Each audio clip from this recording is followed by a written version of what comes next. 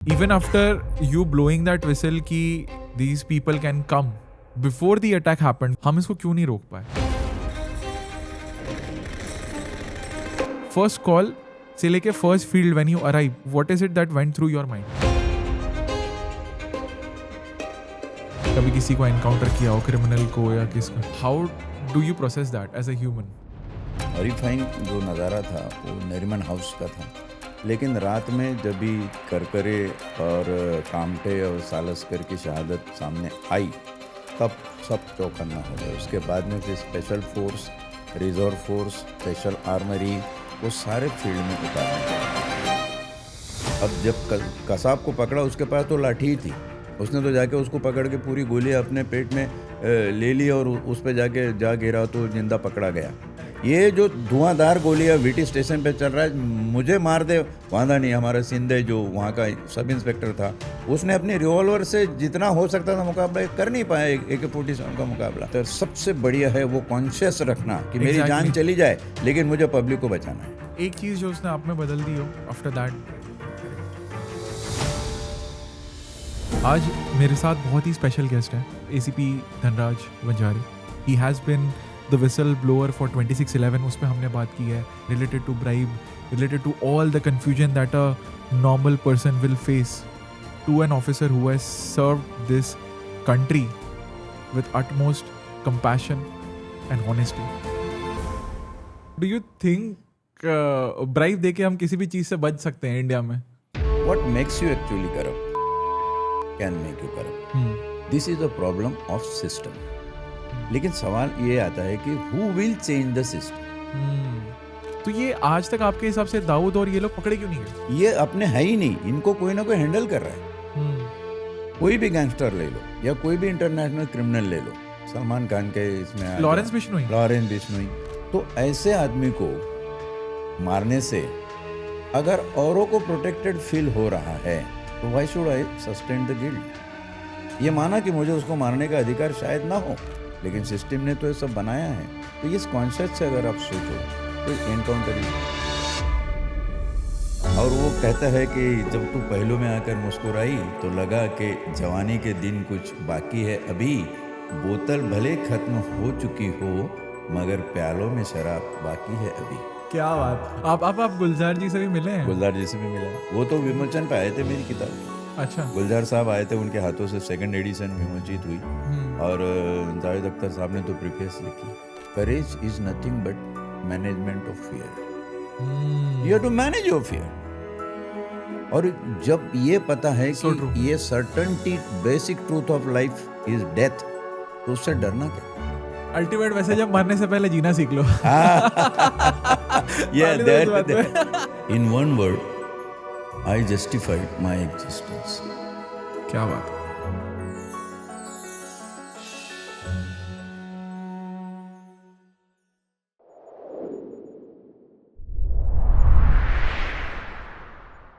तो एक ACP बनते बनते ही कितना टाइम चला जाता है? Like what is it that is required to become even an ACP? क्योंकि लोगों को ये पता नहीं होता। 30-32 साल तो लग ही जाते। हाँ, 30-32 साल लगे जाते। इसमें मैं सब इंस्पेक्टर बोल के जब एनरोल हुआ डिपार्टमेंट में MPSC के through, that was first time MPSC has selected सब इंस्पेक्टर्स। और हमने ट्रेनिंग ली, तभी ट्रेनिंग की 2 मीडियम होती थी, एक इंग्लिश एक मराठी। तो हमने इंग्लिश में ट्रेनिंग ली।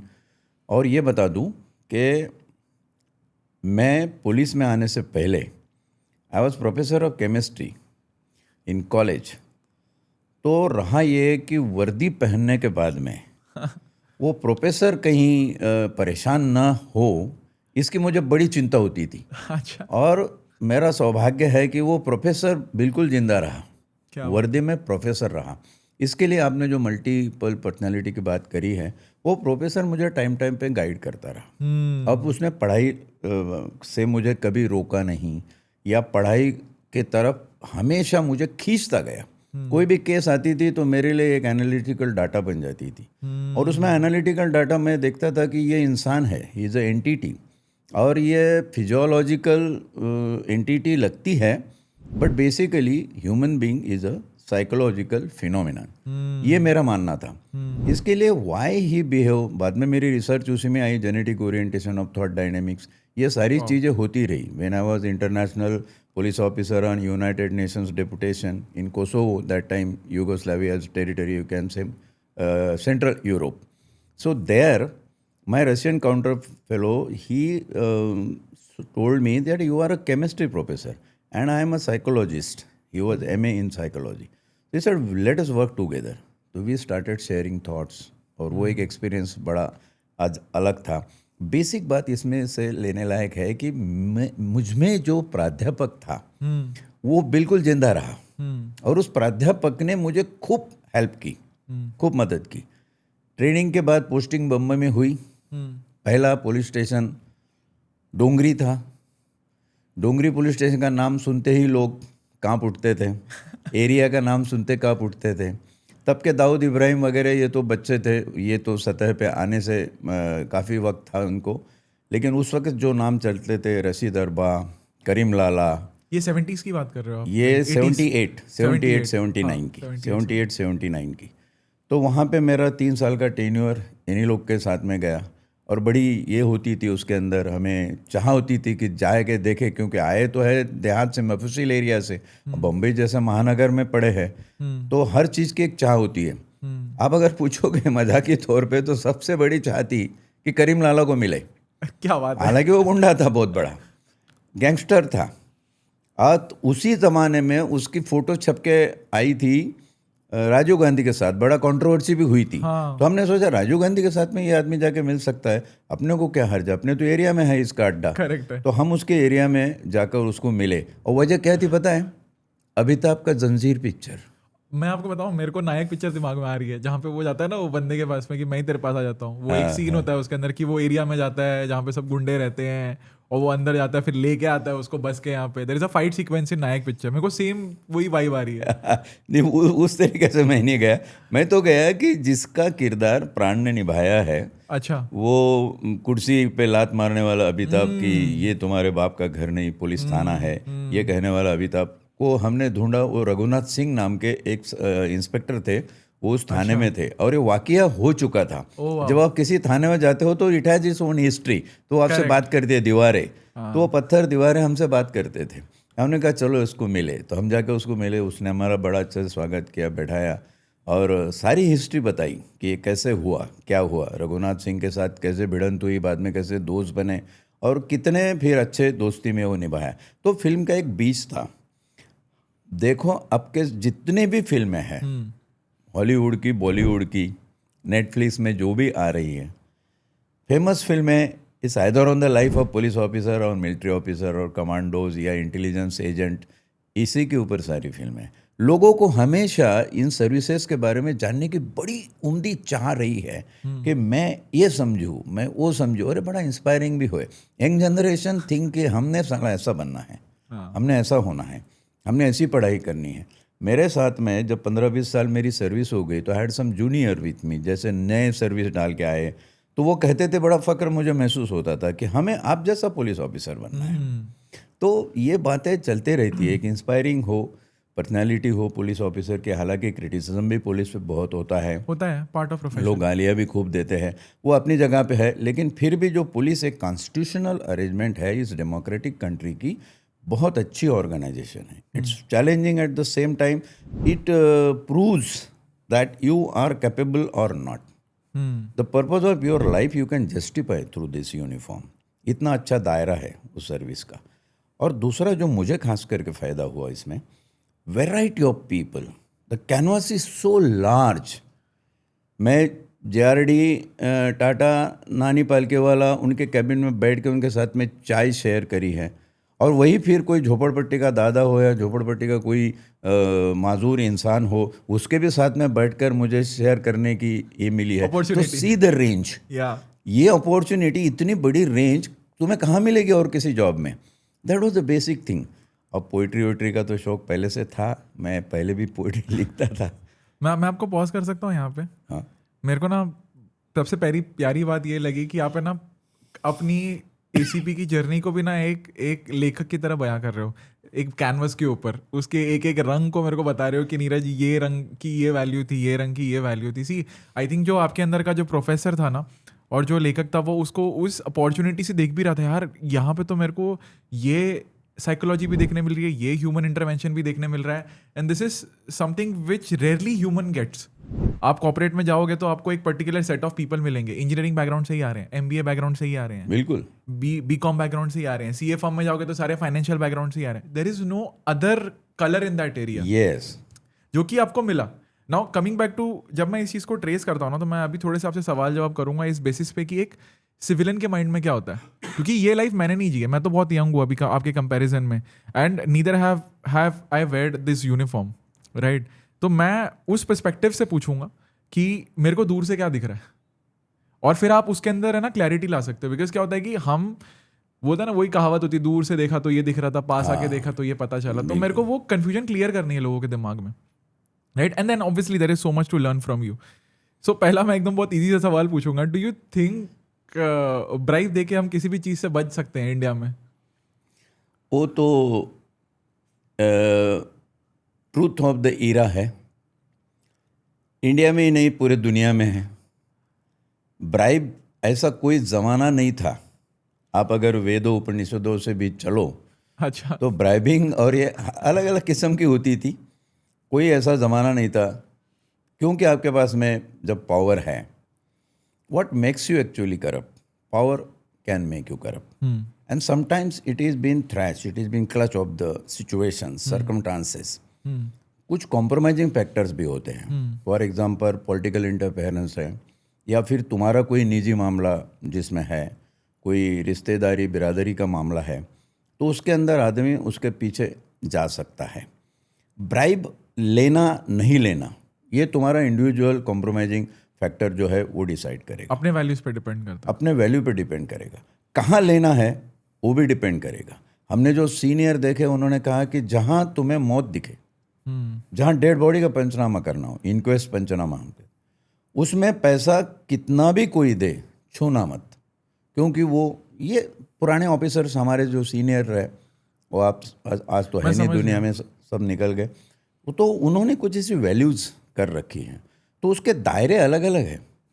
अब ब्राइब है बदनाम, ब्राइब करना गुनाह है, हमारे धर्मशास्त्रों के हिसाब से पाप भी है, लेकिन कई ऐसे पाप है जो पुण्य को जन्म देते हैं। और फिर इस प्रकार से आप अगर ब्राइब को देखते हो, ब्राइब को नॉट एज अ पॉजिटिव और नेगेटिव, ब्राइब को देखना चाहिए एक मिडिल एंगल से कि whether this is proper and admissible to my conscious. If your conscious doesn't, then you should not take it. ये क्या बात हुई कि आपने ब्राइब ले ली और रात में आप सो नहीं पा रहे हो, that is bad. So that develops guilt with in you, and guilt is one of the poisonous emotion. That poisonous emotion create psychosomatism in due course. Look, blood pressure, hypertension, coronary diseases, cancer, diabetes, they are no virus. They are no virus. They are generated, psychosomatic. मनोविकार जन्य व्याधि, इसको हिंदी में हम कह सकते हैं. मन में विकार जिससे पैदा होगा वो चीज न करे, भले ब्राइब हो या कोई रिलेशनशिप हो या और कोई आपको उसमें लुब्धता के कारण आप उसमें खींचे जा रहे हो, वो काम नहीं करे जो तुम्हारे कॉन्शियस को गवारा नहीं है. अच्छा, आप कहोगे मेरे कॉन्शियस को गवारा है, मेरे को नहीं फर्क पड़ता, वो तो क्रिमिनल कर रहा है, वो पॉलिटिशियंस तो ये कर रहा है और वो कर रहा है, मुझे कुछ फर्क नहीं पड़ता.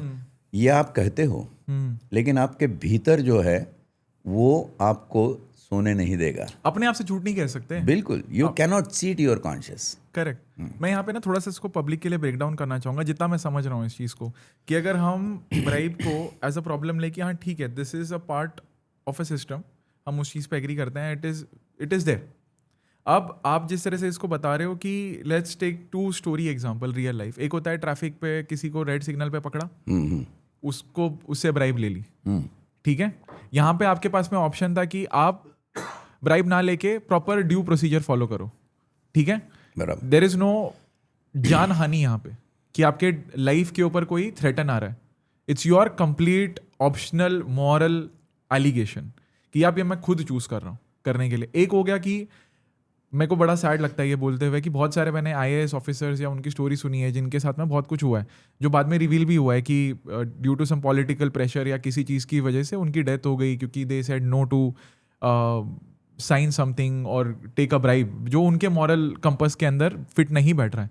तो मैं 2 कॉन्ट्रास्ट इसलिए सेट कर रहा हूँ कि वहाँ पे लाइफ थ्रेटनिंग एक इशू है कि कोई बहुत बड़ी चीज़ नहीं हो पा रही है किसी के IAS या किसी सुपीरियर के लेवल पे जहाँ पे उसको उसकी ज़रूरत थी, लेकिन उस पर इतना प्रेशर था कि उसको तोड़ दिया। मतलब बोलता है ना कि आप सिस्टम की अगेंस्ट नहीं लड़ सकते हो, या तो आपको बनना पड़ेगा, सिस्टम के अंदर बैठना पड़ेगा, या तो सिस्टम से ही निकलना पड़ेगा। बिल्कुल, आप सिस्टम में रह के सिस्टम के अगेंस्ट नहीं जा सकते, जितना मैं समझ पा रहा हूँ। yes. तो आर दीज 2 एग्जांपल्स करेक्ट जो मैं आपकी बात को समझ पा रहा हूँ? परफेक्ट एग्जांपल है ये। तो मैं ये जनरली आपसे पूछना चाहता हूँ कि जब आप भी ये बातें सुनते हो, मतलब मैं तो चलो बाहर से सुन रहा हूँ, आपने यूनिफॉर्म पहनी है, किसी IAS के साथ में, किसी IPS के साथ में अगर ऐसा कुछ होता है, आपका क्या पर्सपेक्टिव है इस चीज़ के ऊपर?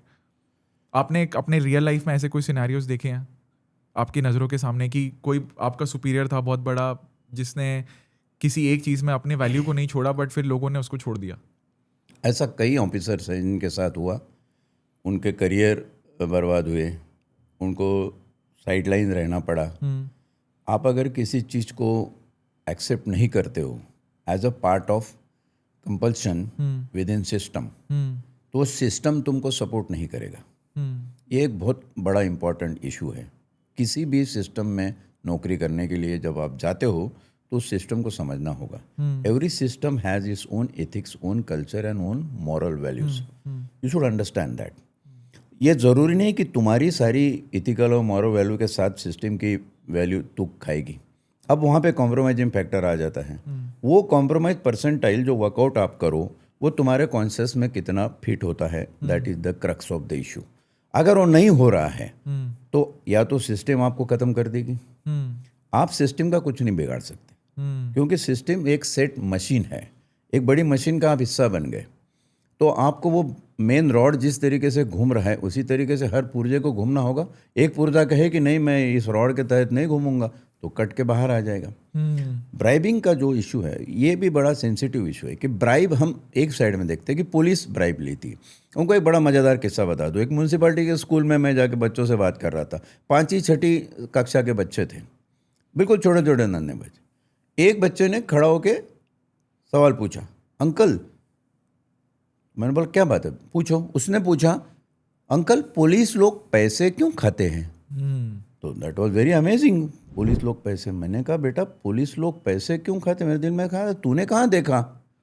बोले आज ही सुबह जब मेरे डैडी मुझे स्कूटर पे छोड़ने आ रहे थे तो उधर वो नागपाड़ा के जंक्शन पे पुलिस ने रोका।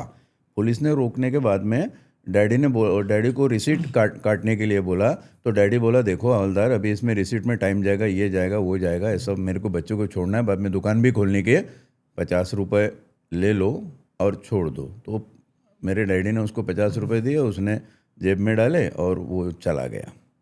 मैंने कहा बेटा इससे क्या दिखा? पुलिस पैसे नहीं खाते, लोग पुलिस को पैसे खिलाते हैं। अगर वो ना दे, अब देखो दोनों तरीके से कॉम्प्रोमाइजिंग फैक्टर काम कर रहा है। कॉमन मैन का जो परसेप्शन आपने लेके चले, कॉमन मैन ये सोच रहा है कि ये यहाँ की जद्दोजहद, फिर कोर्ट में जाओ, ये रिसीट बनाओ और 200 रुपये फाइन भरो, ये करो, टाइम जाएगा उल्टा खोटी, 1-3-4 घंटे जाएंगे, जाने दो 50 रुपये में छूट रहा हूँ। Basically bribe is not the need of police, it is the need of common man over there, and police cooperate him, I would say in that word. मतलब कोई पॉजिटिव कोऑपरेट या लीगल कोऑपरेशन इसको नहीं कहूँगा, लेकिन police cooperate कि चलो छोड़ो। तो एमिकेबिलिटी ये भी एक सिंपल सा एग्जांपल है जो बच्चों के दिमाग में, आजकल यंग जनरेशन को तुम सोचो, उनके दिमाग में ये है कि पुलिस करप्ट है, पुलिस पैसा खाती है। लेकिन पुलिस क्यों करप्ट है, कि पुलिस क्यों पैसा खाती है? As a part of system खाती है, या हमारी ज़रूरत समझ के पुलिस को हम पैसा खिलाते हैं? इसको भी अपन ने नज़रअंदाज नहीं कर सकते। I agree. इससे हमें ये सीख मिलती है कि एज अ कॉमन पर्सन आप अपने दिमाग में एक पावर लेके मत चलो कि जो भी मुझे मिलेगा यूनिफॉर्म वाला, he will be saleable based upon the amount of fault that I have made. मतलब जो मैं आपकी कहानी से समझ पा रहा हूँ, और I do agree with this thing कि अगर मैं ही सामने वो अपॉर्चुनिटी क्रिएट करूँगा then anybody can grab on to it. Yes, so that is a very classic example and I am glad कि आपने ये पॉइंट भी कम अक्रॉस किया है कि हमें दोनों पहलू से देखना उतना ही ज़रूरी है. बिल्कुल. ऐसा नहीं है कि सिर्फ वो खाना चाह रहे हैं तो खा रहे हैं, कोई ऑफर भी तो कर रहा है बचने के लिए, खिलाने वाला भी तो है, खिलाने वाला भी तो है ना. तो इकोसिस्टम तो दोनों हाथ से बज रहा है. बिल्कुल. दोनों हाथ से ताली बज रही है. तभी जाकर जो प्रिवेंशन ऑफ करप्शन एक्ट है उसमें तब्दीली लानी पड़ी, अमेंडमेंट लाना पड़ा कि जितना खाने वाला जिम्मेदार है उतना उसको खिलाने वाला भी जिम्मेदार होगा.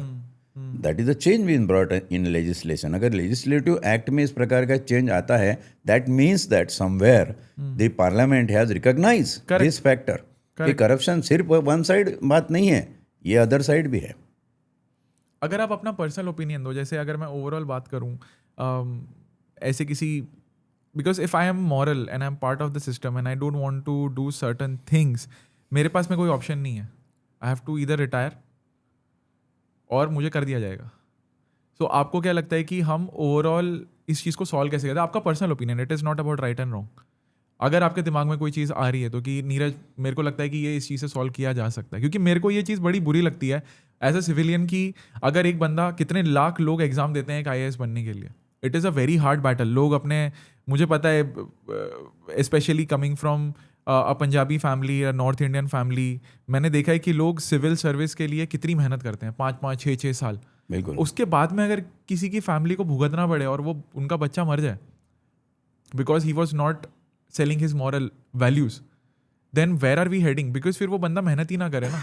अगर यही चीज़ है, आज मेरा अगर वो पॉडकास्ट देख लेता है, उसको ये चीज़ तो एटलीस्ट समझ में आ जाए कि देख मेरे पास एक सेफ बाउंड्री का जोन होगा, ठीक है, जिसके अंदर मैं इसके ऊपर भी नहीं जा सकता, इसके नीचे भी नहीं जा सकता. तो I just want to take your personal opinion on this. मेरा पर्सनल ओपिनियन ये है, जो प्रॉब्लम आप नरेट कर रहे हैं, that problem is very much existing.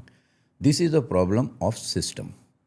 ये सिस्टम के प्रॉब्लम है कि आप, जब हम कहते हैं कि आप सिस्टम से पंगा नहीं ले सकते, चलो ठीक है, उस वक्त हम ये भी सोचे क्या सिस्टम सबको सही तरीके से अकोमोडेट कर रही है? अगर नहीं कर रही है तो क्या फॉल्ट सिस्टम में नहीं है? सिस्टम में भी अपना फॉल्ट देखना चाहिए. लेकिन सवाल ये आता है कि who will change the system?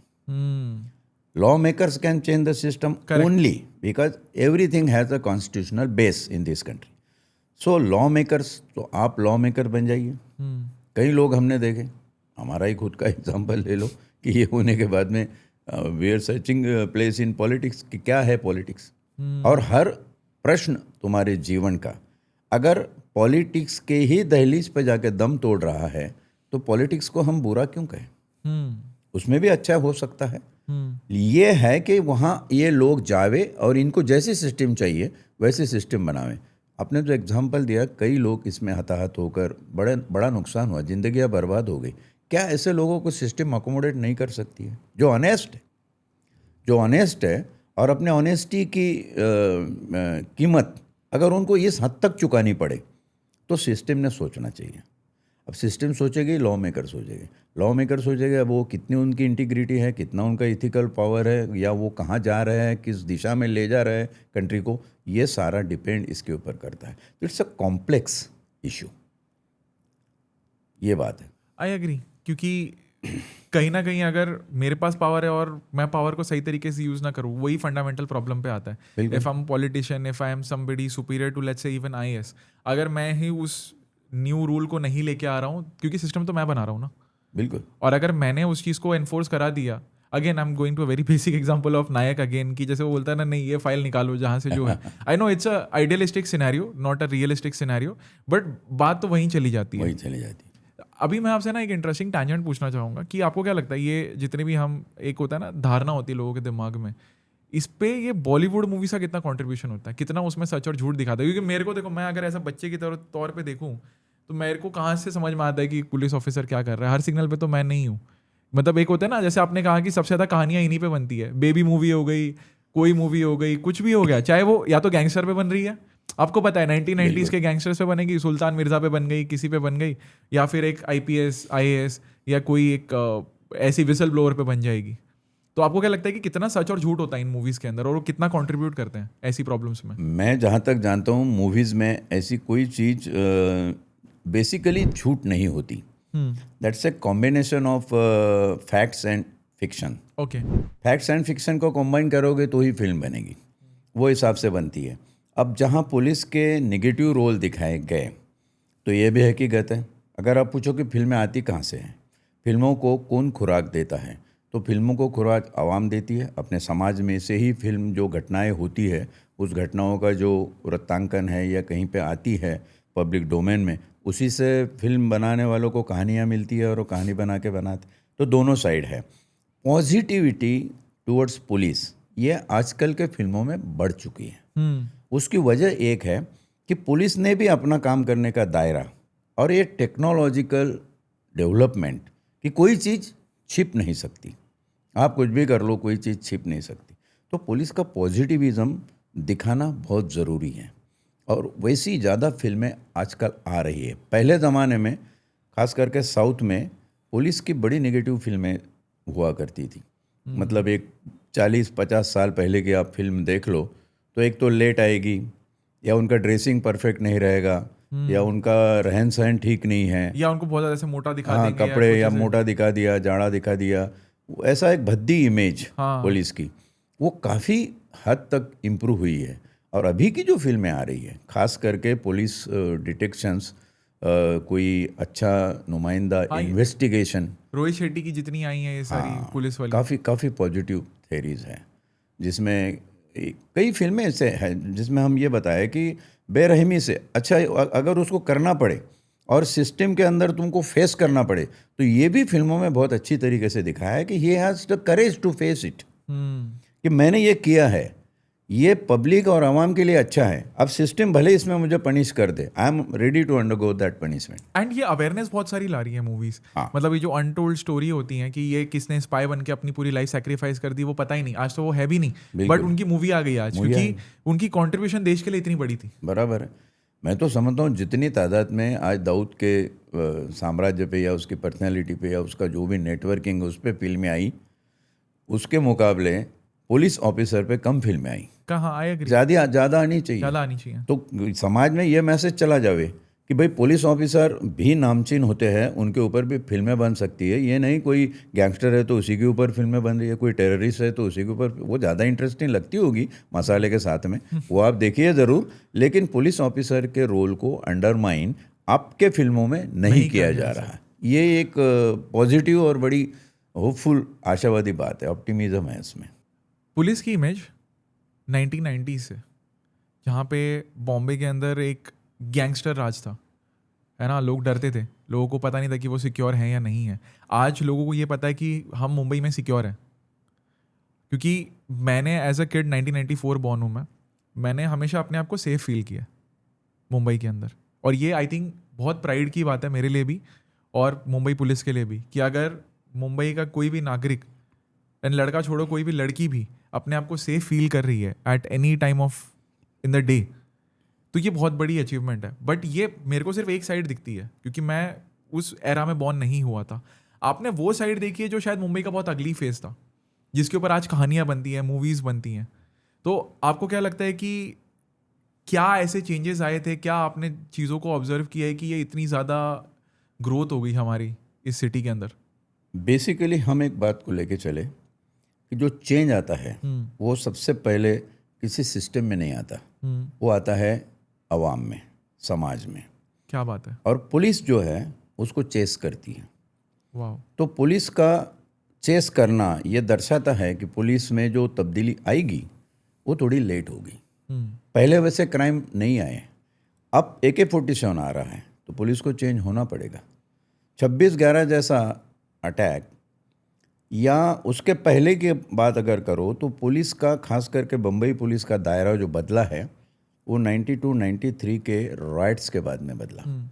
और वो बदले हुए दायरे में आप 94 में आपने जन्म लिया, बहुत सही टाइम पे जन्म लिया, क्योंकि सारा कुछ बदला हुआ था। ऐसा समय था या कुछ एरिया ऐसी थी जहाँ पर लोग गैंगस्टर के नाम से डरते थे या पुलिस का वहाँ पे भय नहीं था। लेकिन फिर धीरे धीरे, जैसे कोप अप करने वाली बात है, बदलाव वहाँ आया, हमने उसको कोप अप किया। कुछ ऐसे हीरोज़ पुलिस में भी आए जो जाकर उसको फेस कर सके, चार्ल्स शोभराज हो या कोई वरदराजन हो या बड़े बड़े छोटे मोटे गैंगस्टर थे, करीम लाला भी हो, उनको भी केसेस फेस करके बाद में आना पड़ा। भले ही ये सारे गैंगस्टरों का एक पॉलिटिकल पैट्रोनेज होता था, क्योंकि पॉलिटिशियंस बड़े पैमाने पे इन पे कहीं ना कहीं किसी मामले में रिलाई करते। वो यहाँ तक बढ़ा कि यू विल नॉट बिलीव, अपने भाषणों में बाला साहब ठाकरे ये कहने लगे कि अगर दाऊद उधर डॉन है तो हमारा भी इधर अरुण गवली हिंदू डॉन है। अब देखो, ये जो लेबलिंग है नहीं होनी चाहिए, ये लेबलिंग नहीं होनी चाहिए, लेकिन आप कर रहे हो। तो बेसिकली कीड़ा जो है वो पॉलिटिक्स में है। पॉलिटिशियन अपने मतलब और अपने फ़ायदे के लिए तब भी गैंगस्टरों को इस्तेमाल करते थे, अब भी करते हैं। बल्कि अब तो ऐसा हुआ कि वो जहाँ चाहे वहाँ एक गैंग बना के उसको इस्तेमाल करने लगे, भले वो पुलिस में से बनाए या कुछ अगली केसेस रेफ़र करूँ कि जहाँ पर मनसुख हिरेन जैसे की मौत है या और कुछ ऐसी चीज़ें हैं जहाँ पुलिस ऑफिसर हमारे क्रिमिनल है कि पुलिस ऑफिसर अब पहचानना मुश्किल है।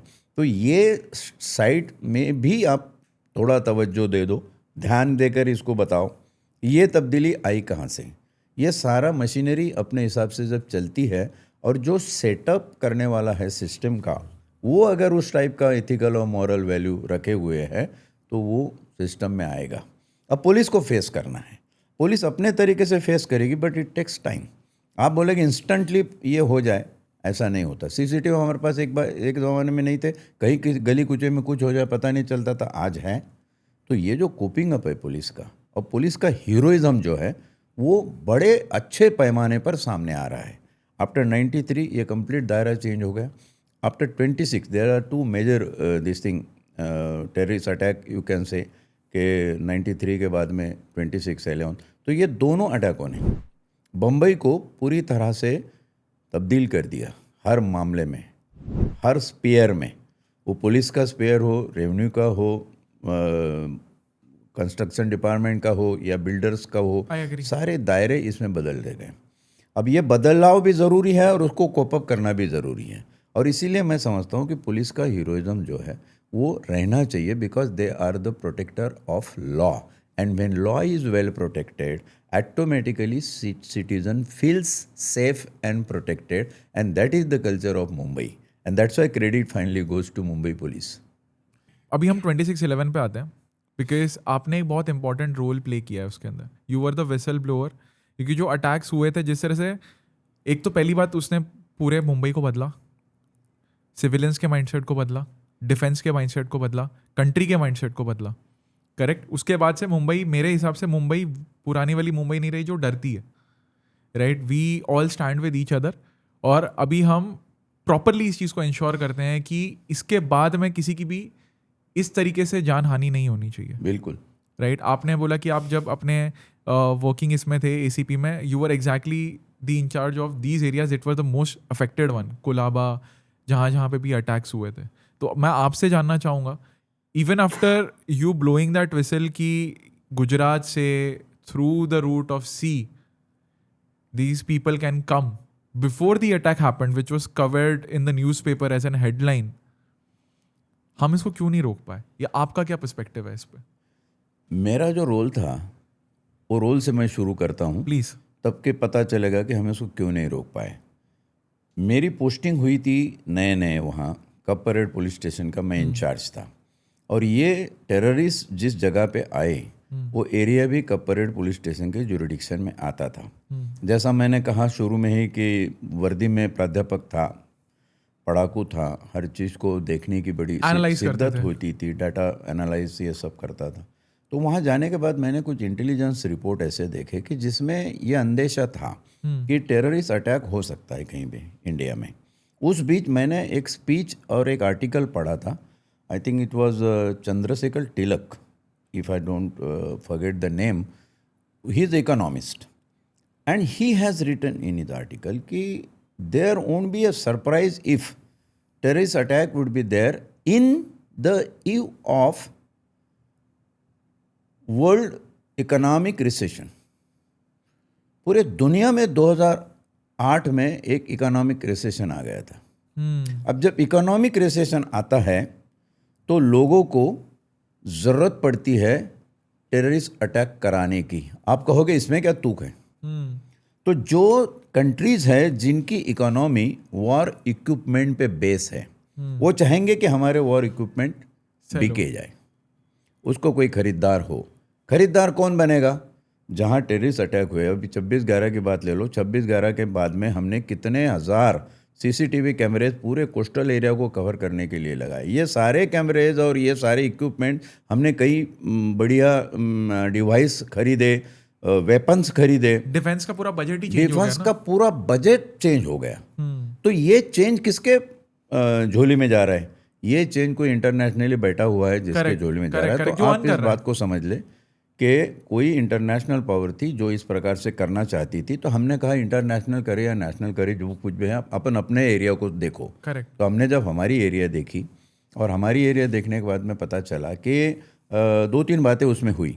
एक डॉक्टर मेकर थे, मेकर अंपायर जो है पूरा नरीमन पॉइंट का, उसके चीफ अभी नहीं रहे वो। उन्होंने एक खत लिखा था कि यहाँ से जो बोट आती है गुजरात से, तो वो वर्ल्ड ट्रेड सेंटर और ट्राइडेंट होटल के बीच में जो वाटर लॉग है, जिसको बधवार पार्क में एंड आता है, वहाँ आती थी। तो उसके ऊपर कोई ये नहीं है, वो कई बोट देखते थे, उसने गुजरात की बोट है, अनरेगुलेटेड है, हाँ इरेगुलर है, उसका कोई चेकिंग नहीं हो रहा है, every boat is getting entry easily. तो ये नहीं होनी चाहिए। तो नॉर्मल सा ये था, मेरा वैसे कोई समझ नहीं आता था क्योंकि land and water is different. I had no jurisdiction in water and land जो है वो बात करनी थी। फिर भी मैंने उसको इस मामले से जोड़ा, फ्लैग कर दिया। ये जो आईबी के रिपोर्ट्स का डाटा एनालिसिस था, उससे मैंने इसको जोड़ा कि शायद ऐसे पॉसिबिलिटी हो सकती है। तो हमने एक लेटर लिखा नेवल कमांड को। लेटर लिखने से पहले मैं जानता था मेरी रैंक सीनियर इंस्पेक्टर की थी, कमिश्नरेट रैंक का ऑफिसर चाहिए था, तब मैं एसीपी नहीं हुआ था। तो मैंने नोटिंग लिखकर मेरे डिप्टी कमिश्नर को नोटिंग भेजी। बाद में सबको, सारे higher of additional CP, joint CP, CP सबके पास में वो नोटिंग गई और उसमें था कि भाई ऐसा ऐसा लेटर आप साइन करके भेजो। तो हमारे डिप्टी कमिश्नर जो थे उन्होंने कहा कि पूरी मेहनत और पूरा जो सुपरवाइजिंग और पूरा सर्वे जो है वो आपने किया है, तो आप ही लेटर लिख दो। तो हमने वो एक लेटर लिख दिया नेवल कमांड को कि ऐसा ऐसा हो सकता है, kindly instruct the coast guard and your naval command to see that ऐसा इलीगल एंट्री से कोई एंटी सोशल या एंटी नेशनल एलिमेंट नहीं आए। That was the word use in the letter. उसमें टेररिस्ट अटैक होने वाला, टेररिस्ट अटैक कब होना, ऐसा कोई नहीं था। But later on that letter become whistle blowing, people started calling it because it was not given attention as it should have been given. Severity पे ध्यान नहीं दिया गया उसका। हाँ, ध्यान नहीं दिया या फिर उसकी महत्ता को समझे नहीं। देखो, सिस्टम में 2 तरीके के फॉल्ट है, जानबूझ के नहीं ये करना या उसको परसेप्टिवली लेना ही नहीं कि भाई क्या जरूरत है, अभी ठीक है देखेंगे करेंगे, सोचेंगे, ये बात होती है। इमीडिएट प्रॉब्लम नहीं है, इमीडिएट प्रॉब्लम नहीं है। तो उस बात के वजह से वो रह गया। अब जब अटैक हुआ उसके बाद में सारी चीज़ें एकदम विस्तार से सामने आई और ये तो कॉन्फिडेंशियल करस्पॉन्डेंस था, मैंने जो किया था वो that was not to be diverge anywhere. लेकिन किसी ऑफिस से वो मिसशिप हुई और इस लेटर को मीडिया में रिलीज़ कर दिया कि there was a officer who has return, लेकिन किसने ध्यान नहीं दिया। अगर इस लेटर पे ध्यान देते तो शायद हम 26/11 को रोक सकते। तो ये अभी मीडिया को खुराक चाहिए, उनको कोई तो नया एलिमेंट कुछ ना कुछ चाहिए था, उन्होंने वो हिसाब से कर दिया। And full day my face was on TV screen और वो चल रहा था, इन्होंने ये किया वो किया। बाद में वो बात रही धूल में जमा हो गई। लेकिन वो बात थी कि टेररिस्ट वहाँ से आए, उनको भी ये पता था। हमें कहीं ना कहीं हमारा इंटेलिजेंस फेल्यूर समझना होगा। और जैसे आपने कहा कि पूरे डिफेंस, पूरे पुलिस, सारे दायरे बदल गए, वैसे इंटेलिजेंस का दायरा भी बहुत बड़े पैमाने पे बदल गया 26/11 के बाद में। और कॉमन आदमी जो एकजुट होकर सामने आ गया, जब उन्होंने देखा कि पुलिस ऑफिसर इतने हताहत हुए, ज़्यादा संख्या में पुलिस ऑफिसर मारे गए, लेकिन एक जिंदा ह्यूमन बॉम्ब जिसको हम कहे कसाब नाम का, वो पकड़ा गया। That's a world history. और पाकिस्तान का हाथ था। That is the skill of my investigating officer Ramesh Mahale बोल के जो ऑफिसर है जिसने ये इन्वेस्टिगेशन किया, उसने वो एस्टेब्लिश किया। तो ये जो बाकी की बातें जो बाद में हुई है वो बहुत ज़्यादा इम्पॉर्टेंट है, इससे कि अगर शुरू में क्या कर सकते, शुरू में डेफिनेटली हम कुछ ना कुछ कर सकते थे। कॉमन आदमी को समझने में वक्त लगा कि ये टेररिस्ट अटैक है या वॉर है। इतने साल, 17 साल के बाद भी अगर आज मुझसे कोई पूछे तो मेरे सामने वो सारे नज़ारे और मैं एक ही वर्ड में कहूँगा कि it was not a terrorist attack, it was war thrashed on Mumbai. Why Mumbai was chosen? क्योंकि मुंबई की कोई भी हेडलाइन दुनिया के पेपरों की हेडलाइन हो जाती है, और मुंबई को हिला दिया तो पूरी दुनिया को हिला दिया, इंडिया को तो हिला ही दिया, भारी दुनिया को हिला। That was the message they wanted to give. Final जो प्लान था, every terrorism has a business plan and every business has a terrorist plan, ये विज़ाविज़ चलता रहा, वो साइकिल चलता रहा। मतलब मेरी जो आदत थी कि हर चीज़ को जब जानना है, समझना है, तो इसका ग्रैंड डिज़ाइनिंग समझ लो। ग्रैंड डिज़ाइनिंग जब तक आप में ध्यान में नहीं आएगा किसी भी बात का, इंडिया की कास्ट सिस्टम से लेकर तो इंडिया की पॉलिटिकल सिस्टम तक, ग्रैंड डिज़ाइन समझ लो। जब ग्रैंड डिज़ाइन समझ में आ जाता है तो आपको वो डाटा एनालिसिस में कनेक्शंस करने को ईजी पड़ जाता है। You can connect the things rationally, logically and with reasons. और रैशनल एंड लॉजिकल रीजनिंग अगर तुम्हारी परफेक्ट है तो तुम्हारी बात में दम है, वरना फिर कहने के लिए कुछ कह दिया और मैं तो बहुत ये करता और वो कर, ये सारी रूमरिस्टिक गप्पे जिसको हम कहेंगे, जो कट्टे में नुक्कड़ पे बैठ कर लोग लगाते हैं, वो कह वाली बात हो गई। इसमें मज़ा नहीं है। आपका एक लॉजिकल कनेक्शन उसमें से निकल कर आना चाहिए, तब तो बात चले। अब जब प्रधान कमेटी के सामने इसकी जब इंक्वायरी हुई, हमारा सबसे लास्ट में स्टेटमेंट हुआ एंड दे सेड कि it is one of the best deposition you did. उन्होंने पूछा था कि आपने इंस्पेक्टर इंचार्ज होने के साथ में अपनी जिम्मेदारी निभाने के लिए क्या किया। मैंने कहा sir, basically problem was not on the land, I was talking about problem with in the water. और इसके लिए मैंने नेवल कमांड को आगाह किया था, ये बताया था। और मुझे जो मेरे हिसाब से करना था, उसके बाद में तो सारा फेस किया ही किया सब ने। तो उसमें एक चीज़ बड़ी अच्छी निभर कर आई कि हमारी सिस्टम हिल गई। सिस्टम को समझ में आ गया कि अभी हमें रिवैम्पेशन करना चाहिए, we must recreate something new. और ए फोर्स जैसा फोर्स बना, ये सारा रिक्रिएशन उसके बाद में हुआ और पब्लिक के ध्यान में आ गया कि police can face not only terrorism but a war, sacrificing their heroes like Karkare and Omble, and they caught one live bomb. So, मेरे को एक बहुत इंपॉर्टेंट सा टेक अवे यहाँ पे मिला है, जो कि मैंने नोटिस किया आपकी डिपिक्शन से, कि आपने टेररिज्म को एज अ बिजनेस दिया, right, which is something that has hit me, because that is what people don't understand. Terrorism is not just done because they want to kill you or make you scared. It is to sell the defense equipments to country internationally, because जब एक country डरती है, 3 country और सामान खरीदती है. बिल्कुल बिल्कुल वजह फरमाया है ना, एकदम करेक्ट. क्योंकि see, China understands this, Pakistan understands this, all the countries around us understand this. आज जब इंडिया ने मुंह तोड़ जवाब दिया है पाकिस्तान को, भले वो चाइना के इक्विपमेंट हो, हम सबको पता है पाकिस्तान की कैपेबिलिटी नहीं है खुद के डिफेंस इक्विपमेंट क्रिएट करने की, तो हमने हमारे सेल्स बढ़े ना, कि इंडिया ने ब्रह्मोस बनाई, इंडिया ने ये सारी चीज़ें की. अब ये दूसरे लोगों को भी चाहिए, इसराइल को भी चाहिए, बाकी सारी कंट्रीज़ को भी चाहिए. इसराइल की वैसी क्या वजूद है कि दुनिया को पता है कि इससे बेहतर डिफेंस इक्विपमेंट किसी के पास नहीं है, क्योंकि वो प्रूव करते आ रही है ना लड़ के. बराबर. हमें मॉरली उनसे इतना ज़्यादा मतलब नहीं है, बट पूरी दुनिया सेल कर रही है ना, ले रही है ना, खरीद रही है ना. तो ये जो आपने पॉइंट बताया ना कि एक जगह पे डर पैदा करने से 3 लोगों का फायदा हो रहा है, और वो 3 लोग तो पिक्चर में भी नहीं है. जो 2 बच्चे लड़ रहे हैं आपस में कि ये हुआ वो हुआ, और बाकी 3 लोग जो उससे पैसा कमा रहे हैं वो साइड में बैठ के गप्पे मार रहे हैं कि देखो हमने एक चीज कराई. और that is why terrorism is like a business without a face. Exactly, without a face. Correct. I want to go into this depth of कि जब ये 26/11 हुआ, because I remember as a kid मैं news पे देख रहा हूँ कि यार स्टेशन में घुस के बम फट रहे हैं, गोलियाँ चल रही हैं. ऑब्वियसली जिन लोगों ने भी अपने फैमिली मेम्बर्स को खोया या जो उस टाइम पे वहाँ मौजूद थे, उन पे तो क्या ही बीती होगी, हम अंदाज़ा भी नहीं लगा सकते. बट आपको जब पहला कॉल आया, अब तक तो ये आपके लिए एक लेटर था. जब आपको एक्चुअली में न्यूज़ पता चली, आपने इनके साथ काम किया है, हेमंत करकरे हो गए जिन्होंने सैक्रिफाइस दिया अपनी लाइफ का, और भी पुलिस ऑफिसर्स जिनकी वजह से हमें सिचुएशन को कंट्रोल में ला पाए. आपका वो फर्स्ट मोमेंट ऑफ रियलाइजेशन कि एक्चुअली दिस हैज़ हैपेंड, आपके एरिया में गोलियां चल रही हैं, एज एन इंचार्ज देयर, क्या था रिएक्शन आपका?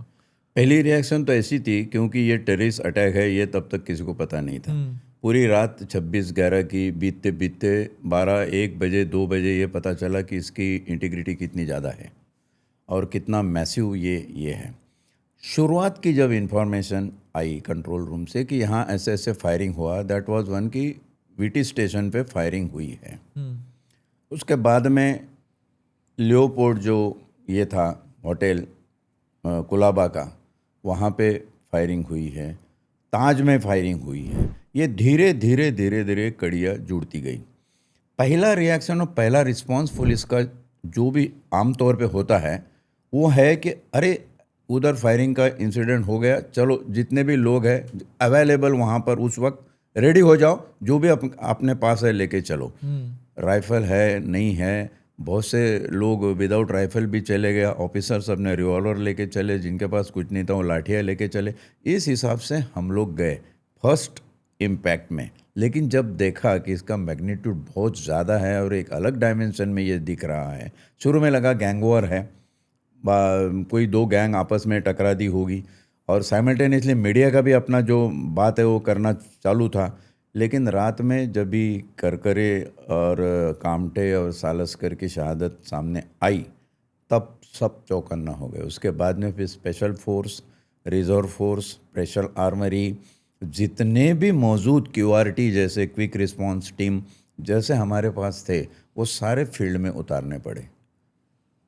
और वो एक सिचुएशन ऐसी थी कि उस वक्त कौन किसको ऑर्डर दे रहा है, कौन क्या कर रहा है, ये समझने से बेहतर था कि इस सिचुएशन से कैसे निपटे।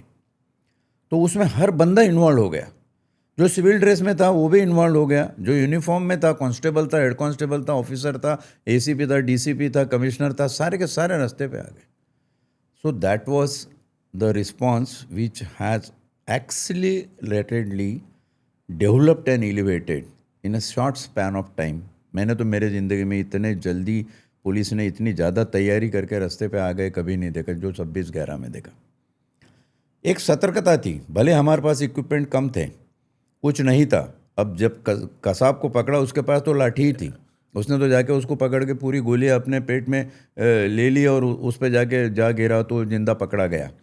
अब उससे आप अंदाज़ा लगा सकते हैं, we were not properly equipped because we were not knowing this is a war. This is that much magnitude of this attack. Nobody was aware. ये शुरू का फेज निकलने के बाद में फिर अवेयरनेस आया। इससे हमें ये चीज़ तो रियलाइज हो ही गई कि सेल्फ डिफेंस की मेंटालिटी रखना बहुत अच्छी बात है, बट अटैक की कैपेबिलिटी रखना उससे भी अच्छी बात है। मतलब मैं जितना समझ पा रहा हूँ बिल्कुल अटैक की कैपेसिटी रखना वो भी उससे बात है, और सबसे बढ़िया है वो कॉन्शियस रखना कि मेरी जान चली जाए लेकिन मुझे पब्लिक को बचाना है। करेक्ट। ये जो धुआंधार गोलियां वीटी स्टेशन पे चल रहा है, मुझे मार दे वादा नहीं। हमारा सिंधे जो वहाँ का सब इंस्पेक्टर था, उसने अपने रिवॉल्वर से जितना हो सकता था मुकाबला कर नहीं पाया, AK-47 का मुकाबला नहीं कर मारा गया। ये कॉन्शियस, वो मैं समझता हूँ मुंबई पुलिस की या पूरे देश के पुलिस की एक बहुत बड़ी ताकत होती है, जो हमें ट्रेनिंग या हमारे अनुभव से, तजुर्बों से ज़िंदगी में मिलती है। I have to protect my society, I have to protect this common man. ये कॉन्शियस बड़ा तेज़ होता है।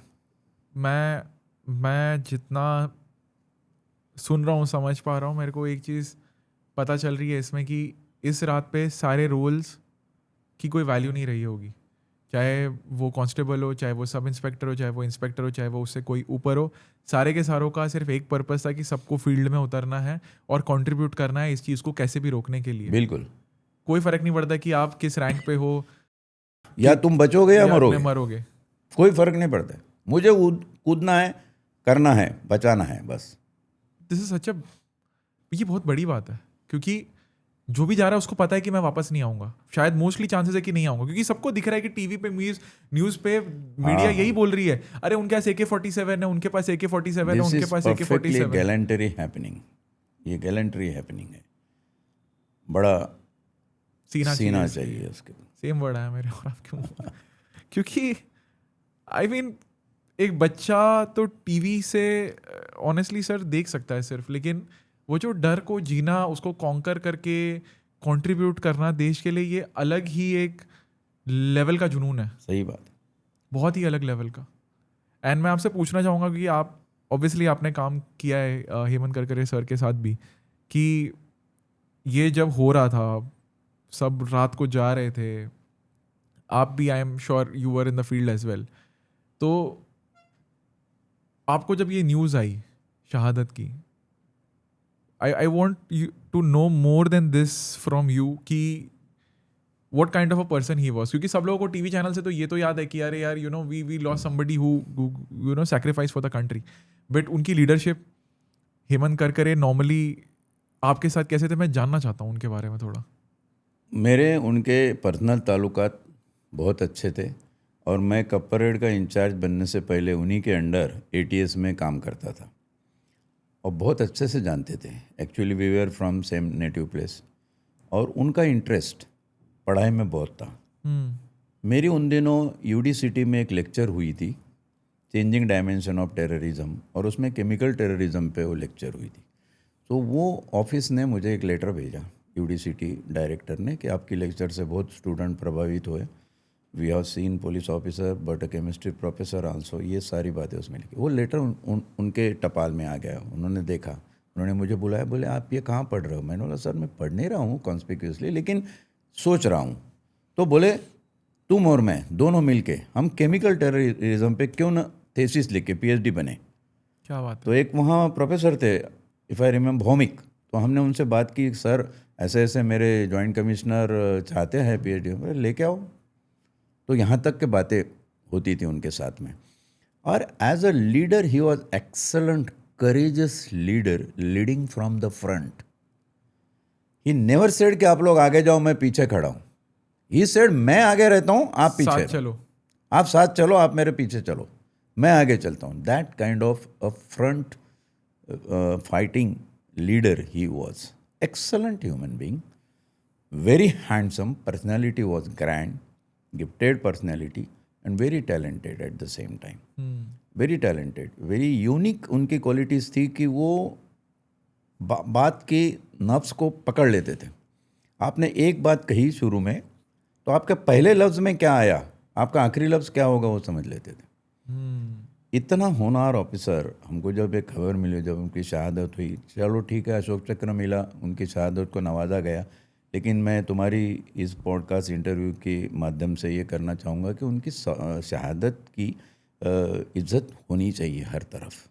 जब कभी बुरी बातें उनके बारे में सुनता हूँ या लोग क्रिटिक्स करते हैं, तो एक दर्द सा एक पुलिस ऑफिसर होने के कारण उभरता है। मेरा कलीग ऑफिसर, मेरा सुपेरियर रह चुका है और ऐसे ऑफिसर के बारे में उसकी शहादत को बेइज्जत किया जा रहा है, अच्छा नहीं लगता।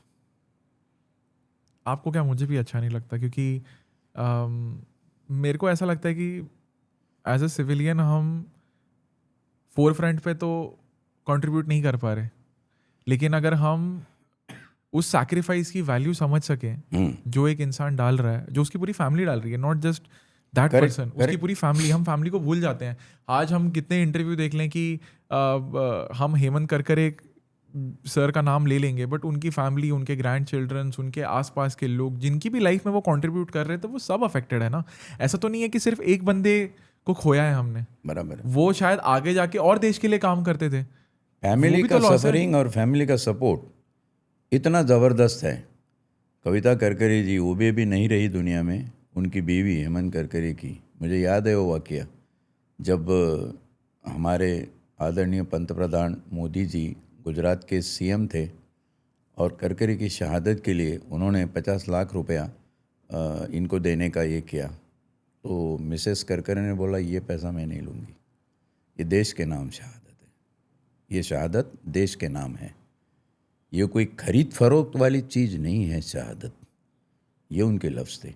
तो आपने बहुत सही थ्रेड पकड़ा है कि फैमिली भी उसमें उसी प्रकार से सहभागी होती है कि यस वी आर देयर। और वो बाद में सफ़र भी करते हैं। हाँ, सफ़र भी करते हैं, कई तरीके की थ्रेड्स, कई तरीके की उल्टी सुल्टी बातें, यहाँ तक कि कुछ ऐसे न्यूज़पेपर जो लिखते थे वो जो उनकी शहादत के पहले कि इनके मुंह को तो कालिक पोत कर इन्हें घुमाना चाहिए और ये करना चाहिए और वो करना चाहिए, ये सारी बातें अपनी जगह पे हैं। लेकिन फिर भी जो पॉजिटिविज़म, जो एक एलिवेटेड एनर्जी का फंडामेंटल फिनोमिना तुमको पुलिस करकरे जैसे पुलिस ऑफिसर में दिखता है, वो इतिहास में ढूंढने से और कहीं नहीं मिलेगा। सर मैं तो ये कहता हूँ ना कि फिर अगर किसी को इस चीज़ से प्रॉब्लम है, मैं तो कहता हूँ कि खुद फील्ड में उतरो। हाँ बिल्कुल, क्या दिक्कत है? खुद फील्ड में मतलब खुद करके फील्ड में दिखाओ। उतरो, करके दिखाओ। और जिन लोगों को बोलना है ना, दूर से बैठ के जज करना बड़ा आसान होता है जीवन के बिल्कुल अंदर। बिल्कुल। चाहे कोई अपने सपने के लिए लड़ रहा हो, चाहे कोई ओलंपिक्स के लिए लड़ रहा हो, चाहे अपने देश के लिए कोई लड़ रहा हो। आपको मैं बताऊँ शहादत की सही कीमत क्या होगी, कि जब उनकी फैमिली जिंदा है, जब तक उनकी फैमिली का एक मेंबर भी जिंदा है, उनके नाम पे कोई आँच नहीं आनी चाहिए। बिल्कुल पैसा नहीं मांग रही वो फैमिली, बिल्कुल, इज्जत मांग रही है। यही समझाने के लिए मैंने ये एग्जांपल बताया। हालांकि बताने लायक है ही नहीं है, पता नहीं, आप उसको भले बात ही समझो, लेकिन फैमिली उससे ज़्यादा सफ़र होती है। एग्जैक्टली। और ऐसे रिमार्क्स जो नेगेटिव रिमार्क्स हैं, उनकी शहादत को नकारने वाले, बेइज्जत करने वाले, उनसे वो सबसे ज़्यादा हर्ट होते। कह रहे इतना बड़ा ये सब हो गया और आप उसको इज्जत नहीं दे पा रहे हो। सरकार ने दी है, अशोक चक्र दिया, उनका नाम ये है, हर दिन 26/11 में शहीद दिवस मनाया जाता है, पुलिस जिमखाने पे प्रोग्राम होता है, परेड होती है अच्छी खासी उनके ऑनर में। ये सारी चीज़ अपनी जगह पे हैं। I love that. आपके हिसाब से, क्योंकि हम इस चीज़ पे बात कर रहे हैं, 26/11 के अंदर ऐसा कोई नाम जो शायद किसी मीडिया में नहीं आया, बट उनका कंट्रीब्यूशन बहुत ज़्यादा था, जो आप ही के साथ थे कहीं पे, जो शायद हमने जिनको खो दिया, या जिनका कंट्रीब्यूशन बहुत ज़्यादा था बट उनको कभी वो क्रेडिट नहीं मिला, मैं ज़रूर देना चाहूँगा। नहीं, खोया वैसे तो बहुत लोग हैं, लेकिन जिनको, कुछ लोग ऐसे भी हैं कि जिनको क्रेडिट मिला लेकिन उतना नहीं मिला जितना मिलना चाहिए था। जैसे मेरे साथ एक कांस्टेबल काम करता था, जाधव नाम था उसका, he was assistant to Salaskar, जो कि वो 3-4 मुर्दों की ढेर में नीचे दबा हुआ था, करके ज़िंदा रहा, और उसको भी इंजरीज़ वगैरह काफ़ी मिली। तो काफ़ी हीरोइज़म उसमें रहा। जितने भी लोग इंजर्ड है सबको मेडल्स मिले। महाराष्ट्र गवर्नमेंट ने, जैसे सेंट्रल के गैलेंटरी अवार्ड्स होते हैं, वो अवार्ड 26/11 के बाद में शुरू किए और सबको मिला। लेकिन एक हाथ दो अनसंग हीरो जिनको हम कहेंगे वैसे हो सकते हैं। उसके दो वजह है, एक तो उनको कोई शोहरत लेने की आदत नहीं है, या उसके पीछे नहीं जाएंगे, और जो आगे आ रहा है उसको फेस करेंगे। उनकी life itself is a message. तो ऐसे लोग हो सकते हैं, लेकिन जहाँ तक मेरा ख्याल है जितने भी उसमें इन्वॉल्व थे सबको प्राइजेस, अवार्ड्स और रिवार्ड्स मिले उसमें। मेरे हिसाब से देखो, अनसंग हीरोज तो हमेशा होते हैं, बिल्कुल, चाहे हम कितने लोगों को क्रेडिट देते हैं, ऐसा कोई ना कोई होगा ही जिसने कंट्रीब्यूट किया जो शायद किसी की नज़र में ना आया हो। बिल्कुल, चाहे वो एक बंदे की बॉडी को उठा के कहीं और रखना हो, किसी को गन देना हो राइट टाइम पे, किसी को डंडा देना हो, किसी को कॉल करना हो, कोई भी कंट्रीब्यूशन हो सकता है जो हमें नहीं दिखा है, जो मीडिया को नहीं दिखा है, जो शायद उसके सब इंस्पेक्टर को भी नहीं दिखाओ, बराबर बट उसने किया है, है। जिससे कि देश के अंदर कसाब मिल गया। इतने सारे लोगों का कंट्रीब्यूशन था ना, तब जाके एक जिंदा मिला है। सही बात है। और वो भी कितने लोगों को मारने के बाद में। मैं आपसे ये जानना चाहूँगा, जैसे आप अभी बात कर रहे हो, थोड़ा सा मैं डीप जा रहा हूँ इसमें कि जब आपको कॉल आया, ये हमें समझ में आ गया कि ये कोई नॉर्मल सा एक्ट नहीं है, this is a full fledged terrorism पूरी तरीके से है। तो आपकी फर्स्ट ऑन फील्ड आप कहाँ गए थे जहाँ आपने एक्चुअल में फेस किया हो इस चीज़ को? एक्चुअल में मेरा कहने का मतलब है कि जहाँ आपने देखा हो कि क्या इम्पैक्ट है इस चीज़ का। क्योंकि मेरे लिए वो चीज़ इमेजिन करना भी बहुत डिफिकल्ट है कि मैं अगर वीटी स्टेशन पे जाऊँ, जहाँ पे आई एम श्योर मीडिया ने बाद में थोड़ा बहुत कवरेज दिखाया होगा सेंसर्ड, कि लाशें पड़ी हुई हैं, बट आपके लिए तो वो एक रियलिटी थी। तो I want to understand through your lens कि जब आप फील्ड पे गए और आपने देखा यार इतने लोगों को मार दिया, क्या हो रहा है मेरे देश में। एक तो शॉक का फैक्टर होगा, बराबर। बट मैं आपके थ्रू जानना चाहता हूँ कि फर्स्ट कॉल से लेके first field when you arrive, what is it that went through your mind? सबसे पहले तो हॉरिफाइंग जो नज़ारा था वो नरीमन हाउस का था। ओके। जो पूरा हताहत कर दिया था, बम फोड़े गए थे अंदर, और बहुत बड़ी एक हॉल में तकरीबन 20-25 कंप्यूटर्स लगे हुए थे। तो डेफिनेटली वो कुछ अलग काम वहाँ चलता होगा, इसके लिए उन्होंने उसको टारगेट किया। और फिर उससे भी हॉरर नज़ारा था ताज होटल का। ताज होटल से जो लोग अपनी जान बचाकर भाग रहे थे, मेरा ज़्यादातर कंट्रीब्यूशन तो उसमें था। कि लोगों से वहाँ के लोगों को निकाल कर उनको हमारे जो ज्यूरिडिक्शन में विवांता ताज प्रेसिडेंट होटल है वहाँ पे शिफ्ट कर दिया। Hotel Taj has done a commendable cooperation in that. और उनका सिक्योरिटी स्टाफ कुछ था, उसमें फिल्में भी आई है काफ़ी, आप देख सकते हैं। उसमें थोड़ा सा एग्जैगरेशन है इधर उधर, लेकिन वो नज़ारा देखने के बाद हमें लगा एक इम्पैक्ट, यू कैन से it is a traumatic shock also, कि अरे बाप रे, हम तो देख ही नहीं पाए, समझ ही नहीं पाए, तो इतना बड़ा है सब कुछ। लेकिन अब फेस करना है जो भी है वो। 3 दिन हो गए, 4 दिन हो गए, फेस करना है, करते रहो, लगे रहो। उस बीच में एक छोटा सा मुझे याद आता है, 27 तारीख को एक न्यूज़, 27-28 को न्यूज़ है, 26 को ये हुआ, हमारे देश के जो ओबीसी मसीहा जाने जाते हैं विश्वनाथ प्रताप सिंह प्राइम मिनिस्टर, वो गुजर गए। अब तुमको बोलता हूँ कि वो जब उनकी बॉडी को ले जाए, देश का पंतप्रधान है, महज 13-14 लोग रहे हो गए, ध्यान ही किसका नहीं है उधर। सारा तवज्जो, सारा ध्यान ये 26/11 और ये टेररिस्ट 4 दिन पूरे निपटने को लगे, वो सब आग बुझी और उसके बाद सब कुछ ये हुआ। तो इम्पैक्ट तो उसका बड़ा ट्रोमेटिक था for every police officer, not only me, every constable. एक चीज जो उसने आप में बदल दी हो after that in your life? मैंने सच को परखने की मेरी नज़र बदल दी कि जो दिखता है दुनिया वैसे नहीं होती। Correct. And there is nothing white completely and nothing black in this world, but everything is grey. ये मुझे उस वक्त ध्यान में आया, ये नज़रिया वहाँ से। एक्चुअली यूनो से भी वो काफ़ी बदलता रहा, ये सब होता रहा, लेकिन 26/11 ने जो चेंज लाया है, पुलिस और पब्लिक ज़्यादा नज़दीक आ गए और दोनों के दिलों में करेज का जज्बा, एक धैर्य, हम फेस कर सकते हैं, देयर कैन बी एनीथिंग, वो बहुत ज़्यादा पैमाने पे आ गया। I will not under estimate public, because police में तो ये आया, आज कितना भी बड़ा कुछ होने दो, police is prepare to face, लेकिन पब्लिक भी पुलिस को कोऑपरेट करने में पीछे नहीं रहता है।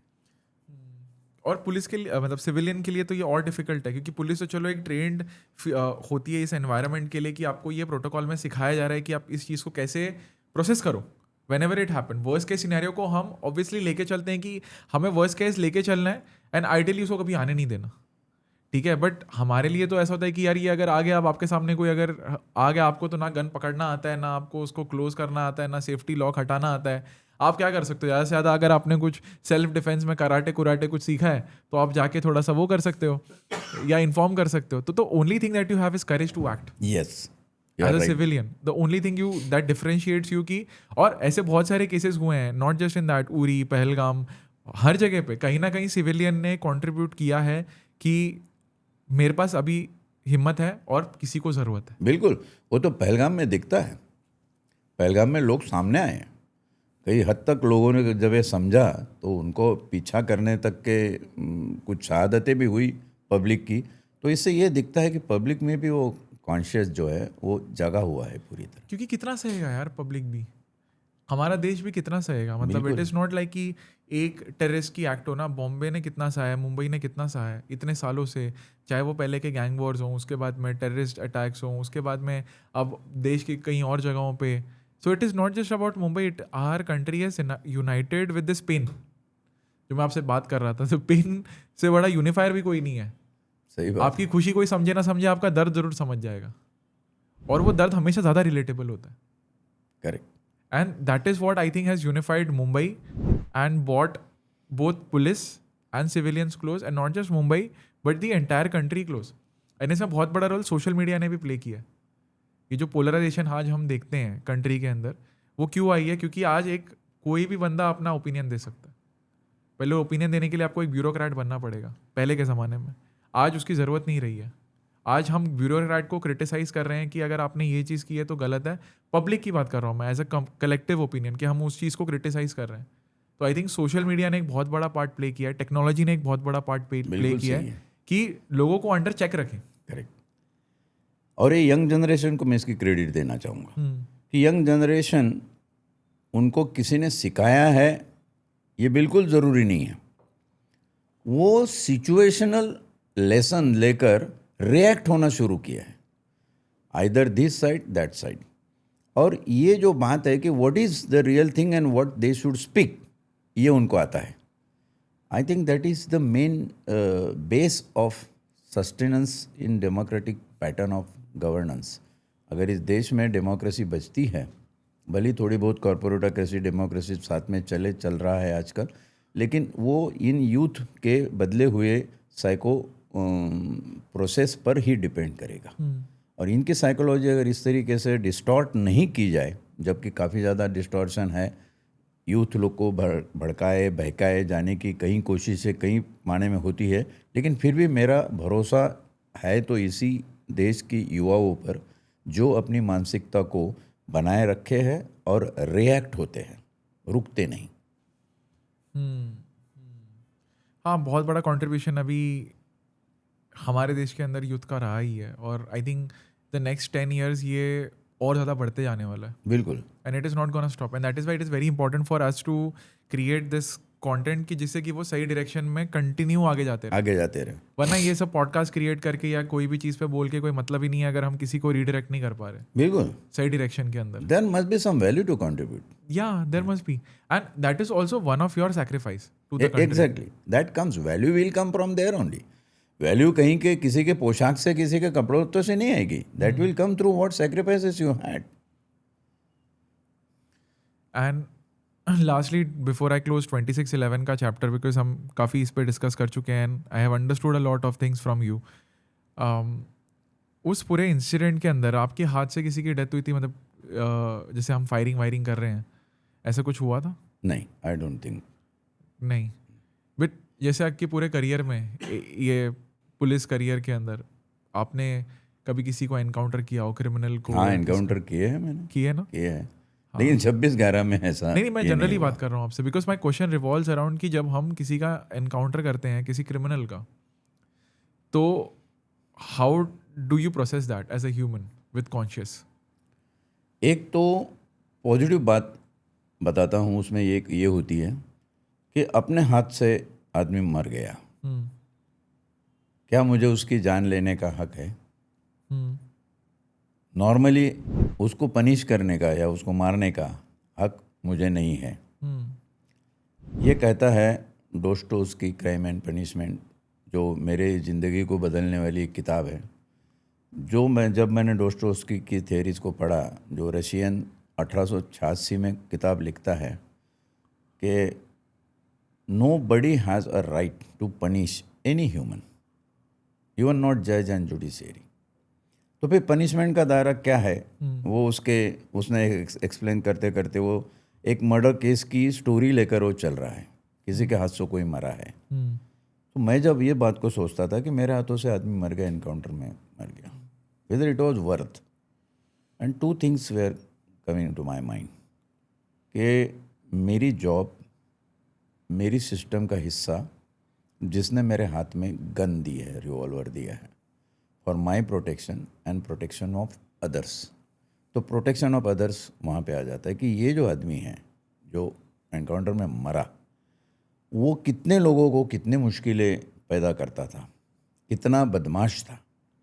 हालांकि लास्ट एनकाउंटर जो मेरे हाथों हुआ, that was the dismiss police constable. वो यूनिफॉर्म पहनने वाला एक बंदा था जिसने नौकरी के चलते कुछ गंदे कर्म किए, नौकरी से निकाला गया, बाद में उसने कोई गैंग ज्वाइन कर ली और एक्सटॉर्शन और एक करके बड़ा उधम मचाता था। उसके नाम से बड़ा दहशत एरिया के अंदर मची हुई थी। तो ऐसे आदमी को मारने से अगर औरों को प्रोटेक्टेड फील हो रहा है तो why should I sustain the guilt? ये माना कि मुझे उसको मारने का अधिकार शायद ना हो, लेकिन सिस्टम ने तो ये सब बनाया है और सिस्टम आवाम ने बनाई है, वही चाहते हैं मुझे कि उसका एनकाउंटर हो। तो इस कॉन्शियस से अगर आप सोचो तो एनकाउंटर इज जस्टिफाइड। अब इसकी नेगेटिव दूसरी साइड में तुमको बयां कर दूं कि ये जो मरा वो कौन था? कोई ऑर्डिनरी चौल में रहने वाला आदमी, कोई मिडिल लेवल का, कोई टीचर की फैमिली से, कोई क्लार्क की फैमिली से, ऐसे लोग मारे गए। भाई दाऊद इब्राहिम का एनकाउंटर क्यों नहीं हुआ? दुनिया की इतनी बड़ी बड़ी सल्तनतें हैं, वो चाहती तो उसका एनकाउंटर हो। अरुण गवली का अब तक क्यों नहीं हुआ? छोटा राजन, ये जो बड़े गैंगस्टर या गैंग पिन है, इनका एनकाउंटर क्यों नहीं होता है? नीचे वाली रैंक मारी जाती है। और ये आते कहाँ से हैं? उनका सोशो इकोनॉमिक क्या है? उनका एकेडमिक करियर क्या है, उनके पास एजुकेशन क्या है, ये सारी बातें बताती है कि ये विक्टिम है इसी सिस्टम का, इसी समाज का। और विक्टिम को मार देना ये गलत है। अब बात आती है जस्टिस पे। हमने ट्रूथ समझा, जस्टिस पे बात करो, और वो होने के बाद में बात आएगी अपने आप के ओपिनियन की। तुम्हारा क्या उसमें ओपिनियन है, तुम कैसे उसमें रिएक्ट होते हो, what is your ideology speaks with you. तो उस एनकाउंटर के बाद में मेरी आइडियोलॉजिकल क्रेविंग भीतर से ये रही कि catching them young, we should teach them basically not to be criminal. And even if situation makes you a criminal, try to repatriate, recover yourself, rehab yourself and come back. Unless we teach them, it is one-sided game. No doubt system ने support किया, no doubt गंदा आदमी था, गलत था, उसको मारना ही ज़रूरी था। अदरवाइज मेरे सामने जो लोग आए थे वो कह रहे थे कि आप अगर इसको नहीं मारते तो हम 2 दिन में सुसाइड करने वाले थे। इतना उनको टॉर्चर हो गया था इसका। So these are the things. दोनों बातों को अपने अपने तरीके से सोचने में अब आता है आइडियोलॉजिकल ट्विस्ट।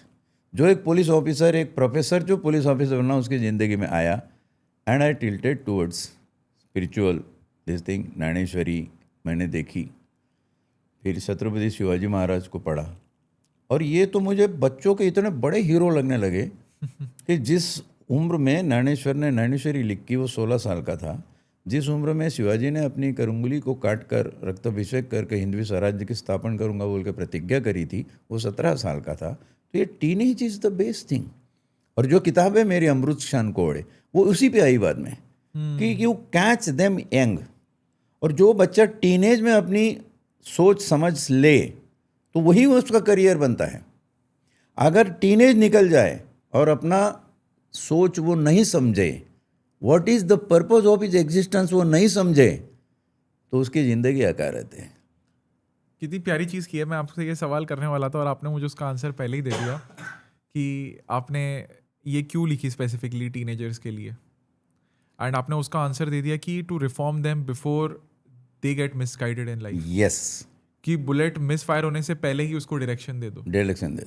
एंड पता है मेरे को 2-3 टैंजेंट इसमें आए कि जैसे ये सेम चीज़ किरण बेदी के केस में बड़ी एप्लीकेबल है। मतलब किरण बेदी मैम जो है, मैं जब विपासना करने गया था तो विपासना उन्होंने अप्लाई किया था तिहाड़ जेल में, बिकॉज तिहाड़ जेल की प्रॉब्लम यही थी, exactly reform, because the capacity to hold the people is 10,000, but the point is वो 10,000 को भी रिलीज होने के बाद में वो और बेकार क्राइम करके वापस आ रहे हैं। तो प्रॉब्लम ये हो रही है कि उसकी कैपेसिटी होल्ड करने की है नहीं, and there is an aggression being develop between these people कि हमें तो वैसे भी बना ही गया क्रिमिनल, तो और क्राइम करो, वापस आके तिहाड़ में रहना ही है हमें। They are not getting reformed. तो उसने जब उनके हाथ में किरण बेदी मैम को इसलिए दिया था कि चलो ये तो वर्स्ट जेल है, संभालने के लिए क्या संभालेगी, लेडी ऑफिसर है, उन्होंने उसको जेल की तरह नहीं देखा। उन्होंने बोला इसको मेरे को पर्सनल डेवलपमेंट हब बनाना है इनके लिए, बिल्कुल, कि कैसे मैं इनको रिफॉर्म करूँ। The problem with the jail is not jail is not meant to cage you forever, jail is meant to reform you. Yes, reform. The point is people don't understand this basic concept. It is not to give you कि मैं गया वहाँ पे hotel stay मेरा free हो गया, खाना मिल जाएगा, ये मिल जाएगा, 10 साल काट के बाहर आ जाऊंगा। नहीं, it is to meant you, teach you, educate you कि भाई तुमने क्या गलती की थी, तुम्हें कॉन्शियस डेवलप करवाना। This is the purpose of jail. Yes. जो कि किरण बेदी मैम ने पूरी पहले, और क्रिमिनल्स पे काम करने से पहले उन्होंने पुलिस ऑफिसर्स पे काम किया कि मेरे तिहाड़ जेल के अंदर जितने कांस्टेबल्स हैं, जितने सब इंस्पेक्टर, जितने इंस्पेक्टर है, उनको मैं पहले एजुकेट करूंगी, उनको पहले मैं विपासना करूंगी कि उनमें वो एम्पैथी डेवलप हो। जब तक वो एम्पैथी के साथ में इनको नहीं देखेंगे कि ये these are not like people कि इनको हम स्कम डिक्लेयर करके इन पे काम करना ही बंद कर दें। हमें एक एम्पैथी डेवलप करनी है पुलिस हैंडलर्स के बीच में, जो कि इनको सिखाएं, और फिर जब यहां से कोई बंदा बाहर जाए तो उनका proportion of returning should not be there. और ये इतनी ब्रिलियंट स्ट्रैटेजी थी उनकी कि डेफिनेटली जो आइडियली फिर हर जेल में अडॉप्ट हुई कि वहाँ पे विपासना सेंटर बने हर जेल में। She made a world record of having more than 1,000 people doing Vipassana eight the same time, reforming these people in the same ideology. और इतना छोटा सा कॉन्सेप्ट है, बड़ी बात है, काफी बड़ी बात, इतना बड़ा इम्पैक्ट है। बराबर है। कहाँ जाएगी ये पॉपुलेशन, हम सोचते नहीं है ना इस बारे में। टेररिज्म की भी अगर हम बात करें, कहाँ से आ रही है? पॉवर्टी से आ रही है, और रिसेशन से आ रही है, लोगों को मिसगाइड करने से आ रही है, कोई ना कोई तो माइंड वॉश कर रहा है ना। बिल्कुल। कसाब भी अगर हम देखेंगे 17 साल का बच्चा ही था ना, 18 साल का बच्चा ही था। अगर हम आइडियोलॉजिकली उसी दोनों पिलर को मैं लूँ, साइकोलॉजी वाइंड में जिसने इतने सारे लोगों की जान ले ली, आइडियली उसको भी मार देना चाहिए। बट दूसरे साइड पे उसकी फैमिली और उसका एक हम पर्सपेक्टिव देखें कि यार अगर किसी ने इसको बचपन से माइंड वॉश करके, तो इसके तो कॉन्शियस ही नहीं है। बिल्कुल। अब इसको क्या करें, इसका बताओ। दोनों पहलू कहीं ना कहीं वे Consider करते हैं करनी ना, चाहिए। इसको कहीं ना कहीं वे करते हैं, और ये बात समझना बहुत जरूरी है हमारे जमाने में। बहुत जरूरी। वरना तो लोग रिफॉर्म नहीं होंगे तो फिर तो एक पोलैरिटी बनी रहेगी, बिल्कुल। या तो मारो या मरो, यही सिचुएशन चली रहेगी। बिल्कुल। सो आई थिंक मैं अगर गलत बोल रहा हूँ तो आप नहीं, मुझे आप करेक्ट कर बिल्कुल सकते सही हो। कह रहे हैं, लेकिन उसके पहले का जो मेरा मानना है कि before he goes to jail और before this dilemmatic situation comes in his life, why don't he get self actualise. Exactly. वो सेल्फ एक्चुअलाइजेशन हो जाएगा तो बाकी सब आसान है। Why I am existing. कई लोग मानते हैं कि मैं पैदा हुआ क्योंकि माँ बाप ने कुछ किया, हाँ। इसीलिए पैदा हो, तो माँ बाप की जिम्मेदारी है। लेकिन खलील जिब्रान को हमने जब पढ़ा तब खलील जिब्रान कहता है it's not your parents who give you birth, you are chosen your parent to take birth on this Correct. Globe. So ये पूरा इमेज बदल दिया कि मेरे को साला माँ बाप ने पैदा नहीं किया यार, मैं खुद पैदा होना चाहता था। अब नेचुरली सवाल आता है, अगर पैदा होना चाहता था, और मैंने सिलेक्ट भी किया उनको। हाँ, मैंने इनको सिलेक्ट भी किया, तो काय के लिए सिलेक्ट किया? सुबह शाम खाना खाकर ये करने के लिए, धरती का अनाज कम करने के लिए? तेरे आने का कोई पर्पस है, कोई वजह है, और वो वजह जिस दिन समझ में आ गई उसकी लाइफ सक्सेसफुल है। इतना ट्रिगर है, बस बटन ऑन करना है तुमको, कुछ नहीं गाइड करना है उसको। और आज तो इतने एवेन्यूज है, जो बच्चा 5वीं कक्षा में जा रहा है उसको अगर ये हुनर आ जाए कि I am best in singing, I am best in drawing, I am best in painting, वो अपनी करियर को खुद बना दे, आगे चला जाए, फिर वो भटके नहीं, और फिर वो क्रिमिनल नहीं बने, अब फिर तिहाड़ जैसी जगह पे जाने की उसकी नौबत ना आए, ना कोई रिफॉर्मेशन की नौबत आए। ये रिफॉर्मेशन के पहले। लेकिन ये बात भी और इम्पॉर्टेंट एक हो जाती है कि जो सेल्फ एक्चुअलाइज है, ये ज़रूरी नहीं कि वो कभी जेल न जाए, हो सकता है जा सकता है, इनोसेंटी भी होगा, कोई जा सकता है। तो उसका रिपेट्रिएशन जो है, रिहैब जो है, रिफॉर्म जो है, वो आसान हो जाएगा अगर वो शुरू से अपनी एक्चुअलाइज पर्सनैलिटी लेकर जी रहा है। और वैसे भी तभी तो हमारा अंडर, जैसे पॉस्को एक्ट होती है या अंडर 18 के अंदर होता है, तो उसका कोड भी अलग है और उसके रिहैब सेंटर्स भी अलग है। जब आप कभी उनको पकड़ते हो तो हमें पता होता है कि यार ये इनको हम अभी ट्रेन करके फ्लेक्सिबली सही रास्ते पे ला सकते हैं। और जीवन में सबसे इम्पोर्टेंट, सबसे पहली चीज़ क्या है? लोग बोलते हैं मोहब्बत है। ये मेरे हिसाब से दुनिया में सबसे जीवन में सबसे पहली चीज़ है ख्वाब।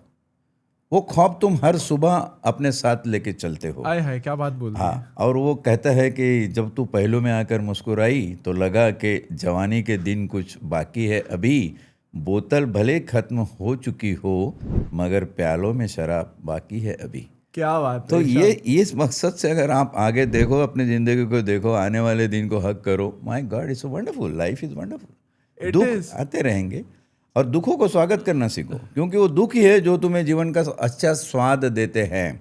जिसके जीवन में दुख नहीं है वो जीवन का स्वाद क्या लेगा? क्योंकि तुम पूरा भरपेट खाए हुए हो। मैं रसगुल्ले जाम पूरी लेके आ रहा हूँ, खाओ। तुम बोले नहीं यार नौसिया सर उल्टी हो जाएगी, नहीं खा सकता, आप मज़ा नहीं ले सकते। लेकिन अगर आप भूखे हो और मैं इतना सा टुकड़ा रोटी का ले आऊँ जिसमें चटनी लगा के, तो आप खाओगे, बोलेगे यार सर क्या क्या टुकड़ा, क्या रोटी खिलाई यार। तो ये जो बात है, दुखों को नकारो मत। वो अभी यंगस्टर्स को मैं यही कहता हूँ, जहाँ जाता हूँ बोलता हूँ कि डोंट अवॉइड द एगनीज। एग्जैक्टली। और जो भी तकलीफें होती है उसको स्वीकार करो, वो तुम्हें कुछ देने के लिए आई है। सुख तुमसे कुछ लेने के लिए आया है। आज पार्टी की दोस्तों के साथ में तुम्हारा जेब 10,000 से खाली कर देगा, लेकिन जब दुख आता है वो तुझे कुछ दे के जा रहा है। क्या बात बोल रही है, क्या बात है। सुख कुछ लेने आया, दुख कुछ देके जाएगा। देके जाएगा। क्या पर्सपेक्टिव है लाइफ पे, मजा आ गया। मतलब मैं क्या ही बोलूँ। आई 100% एग्री। आपने शब्द भी ऐसे यूज किया ना, मैं लोगों को बोलता हूँ जिस इंसान के पास सपना है ना वो कभी गरीब नहीं हो सकता। बिल्कुल, कभी गरीब नहीं हो सकता। दूसरी बात, डेथ आपको पता नहीं कब होगी, but that is the only inevitable thing that you know when happen to everybody's life as soon as they are born. That's the only perfect truth of life. Perfect truth of life. तो मैं मेरी mummy से भी कभी conversation होता है ना, नीरज वो ऐसा बोलती है, नीरज तू ना बड़ा प्यार से डेथ के बारे में बात करता है. मैंने बोला क्यों डरना है भाई. मैं एक बार छू के आया हूँ, 2 बार छू के आया हूँ. I was born in 7th month. ठीक है, आई वॉज ऑन इनक्यूबेटर. तो मैंने डेथ को 2-3 बार एग्जिट मारा है.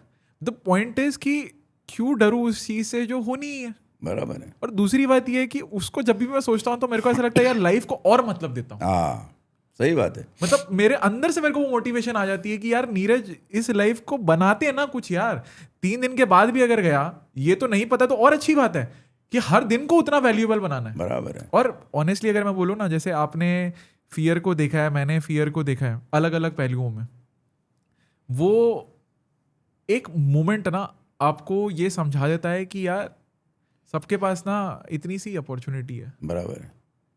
आपको उसमें जो करना है कर लो, रिग्रेट मत करो. बराबर, सही बात. तो कफन के अंदर है ना एक ही आवाज जाती है अपनी, कोई आके जज नहीं करने वाला.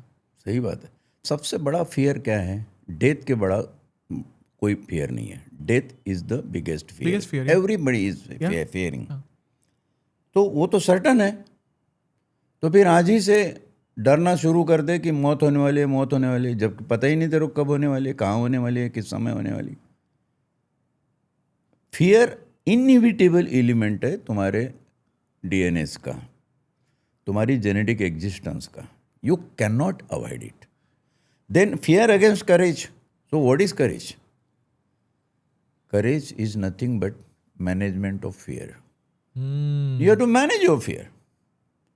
और जब ये पता है कि ये certainty, basic truth of life is death, तो उससे डरना क्या?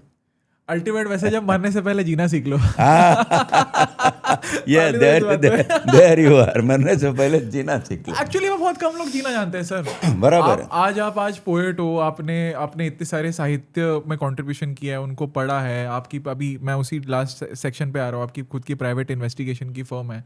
आप लाइफ के अंदर जितने रस है ना, जितने कलर्स हैं, उनको जीने की कोशिश कर रहे हो. ये नहीं सोच रहे हो कि मेरे पास क्या नहीं है, ये सोच रहे हो कि मैं क्या डाल सकता हूँ. और बिल्कुल अपने तरफ से आप जब ओनर बन जाते हो ना अपने, कभी कभी हमें ना सारे ब्लेम भगवान पर डाल देते हैं. आपको नहीं पता कि आप खुद को क्रिएटर हो अपने लाइफ के. सब कुछ वो नहीं लिखते, कुछ आपके हाथ में भी होता है. एटलीस्ट जो अपने हाथ में है वो तो करो. उसका ब्लेम तो ऊपर वाले पे मत डालो. खाना आने के बाद इंसान खाता ही है ना. बिल्कुल. कि ऊपर वाले को बोलता आओ खिला दो. खाता तो इंसान खुद ही है. बराबर.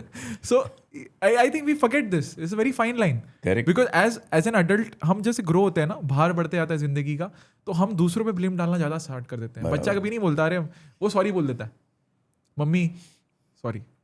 वो एक्सक्यूज नहीं देगा, अरे टीचर ने आज मेरे को बुलाया नहीं था इसलिए, या ये हो गया मेरे साथ. बड़े बड़े होते हैं ना, हम एक्सक्यूज ज्यादा देना स्टार्ट कर देते हैं. मेरा बॉस अच्छा नहीं है, बीवी अच्छी नहीं है, मेरा भाई अच्छा नहीं है, मेरा घर अच्छा नहीं है. कभी ये नहीं बोलते अरे मेरे में कमी है, मेरी अप्रोच सही नहीं है, मेरी मेहनत कम है, मेरे में लगन नहीं थी, मैंने सही वैल्यू नहीं की टाइम पे. जब हमारी जिंदगी सर, मुझे ऐसा लगता है तब बदलती है जब हम 2 शब्द यूज करते हैं, my fault. Yes, right you are. If I don't act on my self, because that is the only thing I have in my control, I can never change my world. Yes. And we try to control everything that is not in our control. And that is the fundamental truth of life. Correct. Very rightly you said it. कि अभी हमें क्या stand लेना चाहिए India versus Pakistan वाले इस relationship के अंदर?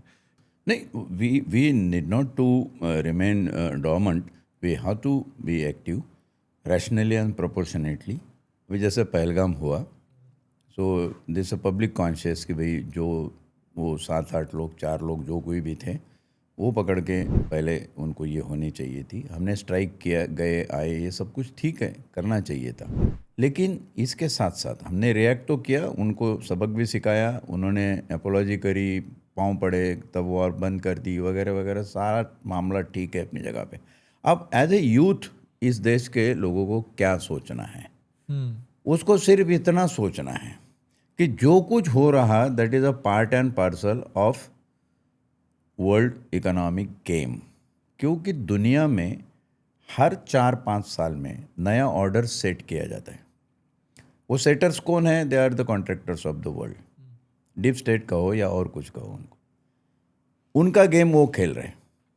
अब ये जो गेम इंडिया पाकिस्तान के बीच हो रहा है, जैसे क्रिकेट मैच का आपने दाखला दिया, ये हो रहा है, इससे हमारा टेम्परामेंट रिलीजियसली भड़का के अननेसेसरीली हमारे दिमाग में कोई अनवारंटेड पोलराइजेशन तो नहीं डाला जा रहा, और वो अगर है अवॉइड इट, अवॉइड कर दो।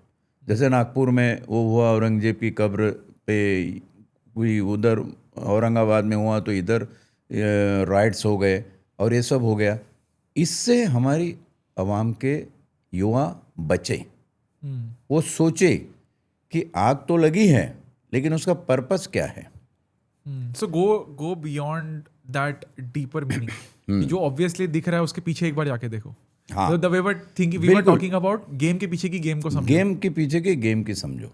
और अगर दिया जलता है, शमा जलती है, हम परवाने उसके पास जाते हैं क्योंकि अच्छा लगता है, लेकिन ये महज ध्यान रहे कि शमा तेरे को उजाले के लिए जली है या तुझे जलाने के लिए जली है। क्या बात वो है। कहते हैं कि यार तुझे रोने का सलीखा भी नहीं, यार तुझे रोने का सलीखा भी नहीं, तू जानता ही नहीं अश्क होते हैं बहने के लिए या बहाने के लिए। अरे है तू जानता ही नहीं अश्क होते बहने के लिए बहाने। उसकी उसी को हक है जिसे अश्क के एक बूंद की कीमत हो वही रोए, बाकी आता है नेचुरली करके रोने बैठे में क्या फ़ायदा है। यार तुझे रोने का सलीखा भी नहीं, तू जानता ही नहीं अश्क होते हैं बहने के लिए या बहाने के लिए। और कितने परवाने यहाँ जल गए राज ये पाने के लिए कि होती है क्षमा जलने के लिए या जलाने के लिए। क्या बात ये युवाओं को समझ में आ जाए। क्या बात है। अभी आप इतना सुना रहे हो ना, मेरा भी एक सुनाने का मन कर रहा है। बिल्कुल सुनाओ इरशाद। आप मेरे को प्रेशर पे डाल रहे हो अभी। तो this is something I wrote, I hope I remember it, is something which really went viral, जो मैंने उस फेज में लिखा था कि किसको कहता कि कैसा दर्द है। हाँ, किसको कहता कि कैसा दर्द है, कह भी देता तो अल्फाज क्या ही बयां करते। वाह, कह भी देता तो अल्फाज क्या ही बयां करते, क्योंकि जब रूह से आह निकलती है तो शब्द नहीं आंखें बयां करती है। हाँ, क्या बात है। तो this is something I wrote, और ये काफी रेजोनेट हुआ था लोगों के साथ में। तो मैंने बोला आज मेरे को इतने बड़े एक कंट्रीब्यूटर के साथ में बोलने का, बैठने का मौका मिल रहा है। जैसे वो कहते हैं ना कि बेजुबा तर्ज मेरी उर्दू पोइट्री का नाम है। तो जावेद अख्तर साहब के पास में बैठा था, बातें हो रही थी, तो मुँह से ऐसे ही निकल गया कि वो बात ही क्या जो लफ्ज़ों में बयां हो। वाह। बेलफ्ज़ जो बयां होता है वो सच्चा कम्युनिकेशन है। मैंने कहा सर बेजुबा तर्ज का नाम इसीलिए रखा है। बड़े खुश हो गए। आप गुलजार जी से भी मिले हैं? गुलजार जी से भी मिला, वो तो विमोचन पे आए थे मेरी किताब की। अच्छा। गुलजार साहब आए थे, उनके हाथों से सेकंड एडिशन विमोचित हुई, और जावेद अख्तर साहब ने तो प्रीफेस लिखी। थोड़ा सा बताओगे मेरे को आप उन दोनों के बारे में? काफ़ी बहुत समय, I think we should have another this thing. उसमें थोड़ा सूफी संत साहित्य के नाम कहाँ से आया। Got it. मतलब I just want to know very briefly कि गुलजार साहब से आपका कैसा इंटरेक्शन था, like what kind of a person? Very kind and very cordial and inviting. हाँ, ही सेड कि मुझे इस बात की खुशी है। उस दिन उनका एक प्रोग्राम था, वो हाईकोर्ट के किसी जज की किताब का विमोचन करने जाना था, तो वो कहे कि उससे मैं तुम्हारे विमोचन पे आऊँगा।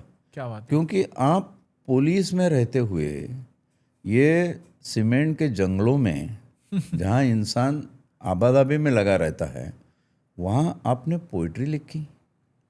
और फिर उन्होंने मुझे ये बताया कि तांडव करती हुई शंकर की मुद्रा, महादेव की मुद्रा, शरीर का अंग अंग कांप रहा है, लेकिन फिर भी तांडव करती हुई मुद्रा के ओठों पर एक हल्की सी मुस्कुराहट है, वो बरकरार है। तो ये मुस्कुराहट का नाम है धनराज वंजारी की पोइट्री, क्योंकि पुलिस जैसी सर्विस, बम्बई जैसा शहर, और उसमें इतना नाजुक दिल संभाल कर रखना, आए है बड़ी नज़ाकत वाली बात है। तो मैं ज़रूर आऊँगा इस पे। यानी कि वो एक्चुअली मैंने भी तो वही फील किया था मैंने जब आपसे मेरा पहला कॉल भी हुआ था, मैंने बोला यार आप काम तो एकदम वो बोल रहे हो ना, शेरों वाला कर रहे हो, और आपका जो दिल है, जो अंदर की जिज्ञासा है, जो लेखक है, जो एक वो बोलते हैं ना, एक जो साइकोलॉजी का प्रोफेसर है, वो उसको उतनी काइंडनेस से भी देख रहा है। You know, it is like a balance of things that you are doing in your head. तो बस मैं आपके लास्ट पहलू पे ही आ रहा हूँ कि अगर अगर मैं आपसे पूछूं, आपने इतनी सारी चीज़ें की हैं and I want to know this is, if you have to define the purpose of your life in a line, आप उसको कैसे डिफाइन करोगे? Whatever genetic qualities bestowed in my personality wanted to have a justification. In one word, I justified my existence. क्या बात है. मुझे जब poetry का ये हुआ तो पोइट्री लिखी, ओरेटर बना, स्टेट गवर्नमेंट ने आचार्य अत्रे पुरस्कार देकर नवाजा. किताब लिखनी है, लिख दी. मतलब वो जज्बा कहीं भीतर था. अब जज्बा भीतर है तो उसको बाहर आना है, बाहर आएगा तो वो बात करेगा. अब मेरे भीतर के जज्बे मैंने कभी किसी के सामने नहीं लाए, मैंने खुद ही के सामने लाया. आईने के सामने खड़ा होकर मैंने अपने आप से पूछा, नज़्मकार है, नज़्म लिख सकता है? पोइट्री तो बड़ा अच्छा प्रभावी माध्यम है लिखने का. तो उसने कहा हाँ लिख सकता हूँ. लिख के बताओ, चलो बात करो. तो खुद से जो बातें होती है वो मैंने ज़िंदगी में बहुत की. और जावेद अख्तर साहब का मुझे अट्रैक्शन उस वक्त हुआ जब मैंने उनके मुंह से ये सुना कि तन्हाई को महफिल बनाना का हुनर जिसको आता है, वाह, वो इंसान सबसे ज़्यादा सक्सेसफुल है. अब मैं तन्हा हूँ, रूम में कोई नहीं है, लेकिन मेरे पास यादों का ज़ख़ीरा है. मैंने मेरी 1960 की एक याद आई, उसको वहाँ रख दिया. फिर एक फिल्म की हीरोइन मेरे संपर्क में आई, उसको बाजू में रख दिया. सालों गुजर गए लेकिन यादें जवान हैं अभी भी, तो बैठी हैं. तो मैंने 5-6-7 लोगों की महफिल बना दी और मैं बात कर रहा हूँ उनसे, एंजॉय कर रहा हूँ.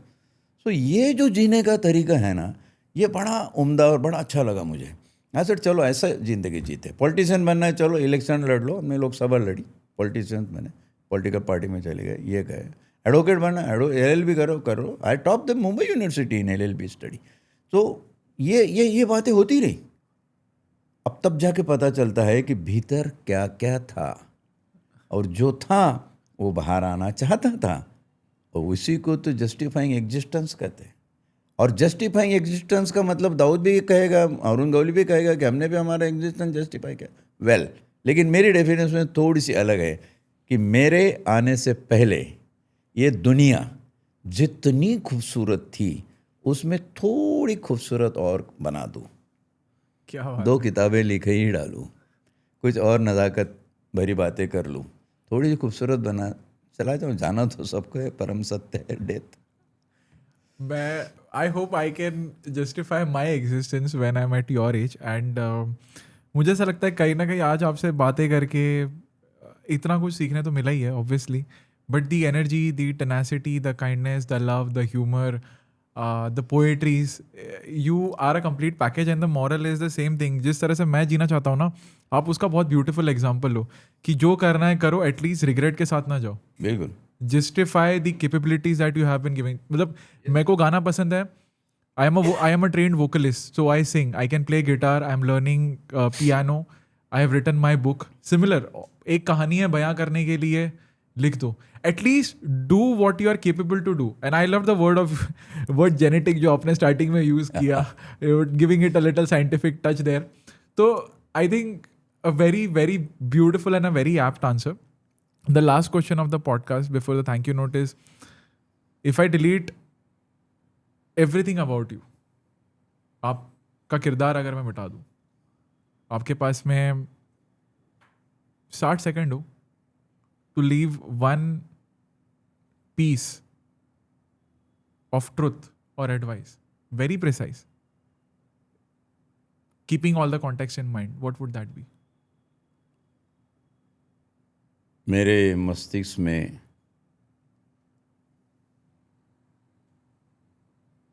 जिंदा ख्वाब. मैं जानता हूँ कि ये ख्वाब कभी मरेंगे नहीं, और ना ही मैं इन्हें मरने दूंगा. अगर सब कुछ निकाल दिया जाए फिर भी एक नए ख्वाब की उम्मीद मुझे जिंदा रखेगी. क्या बात है सर, आप बने ड्रीम विद नीरज शो के लिए हो, ख्वाब खत्म ही नहीं हो रहे.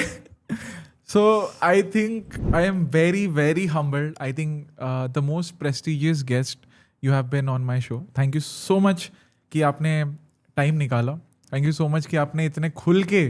Thank you very much. I should say thank you to you. You have given me opportunity to speak so much.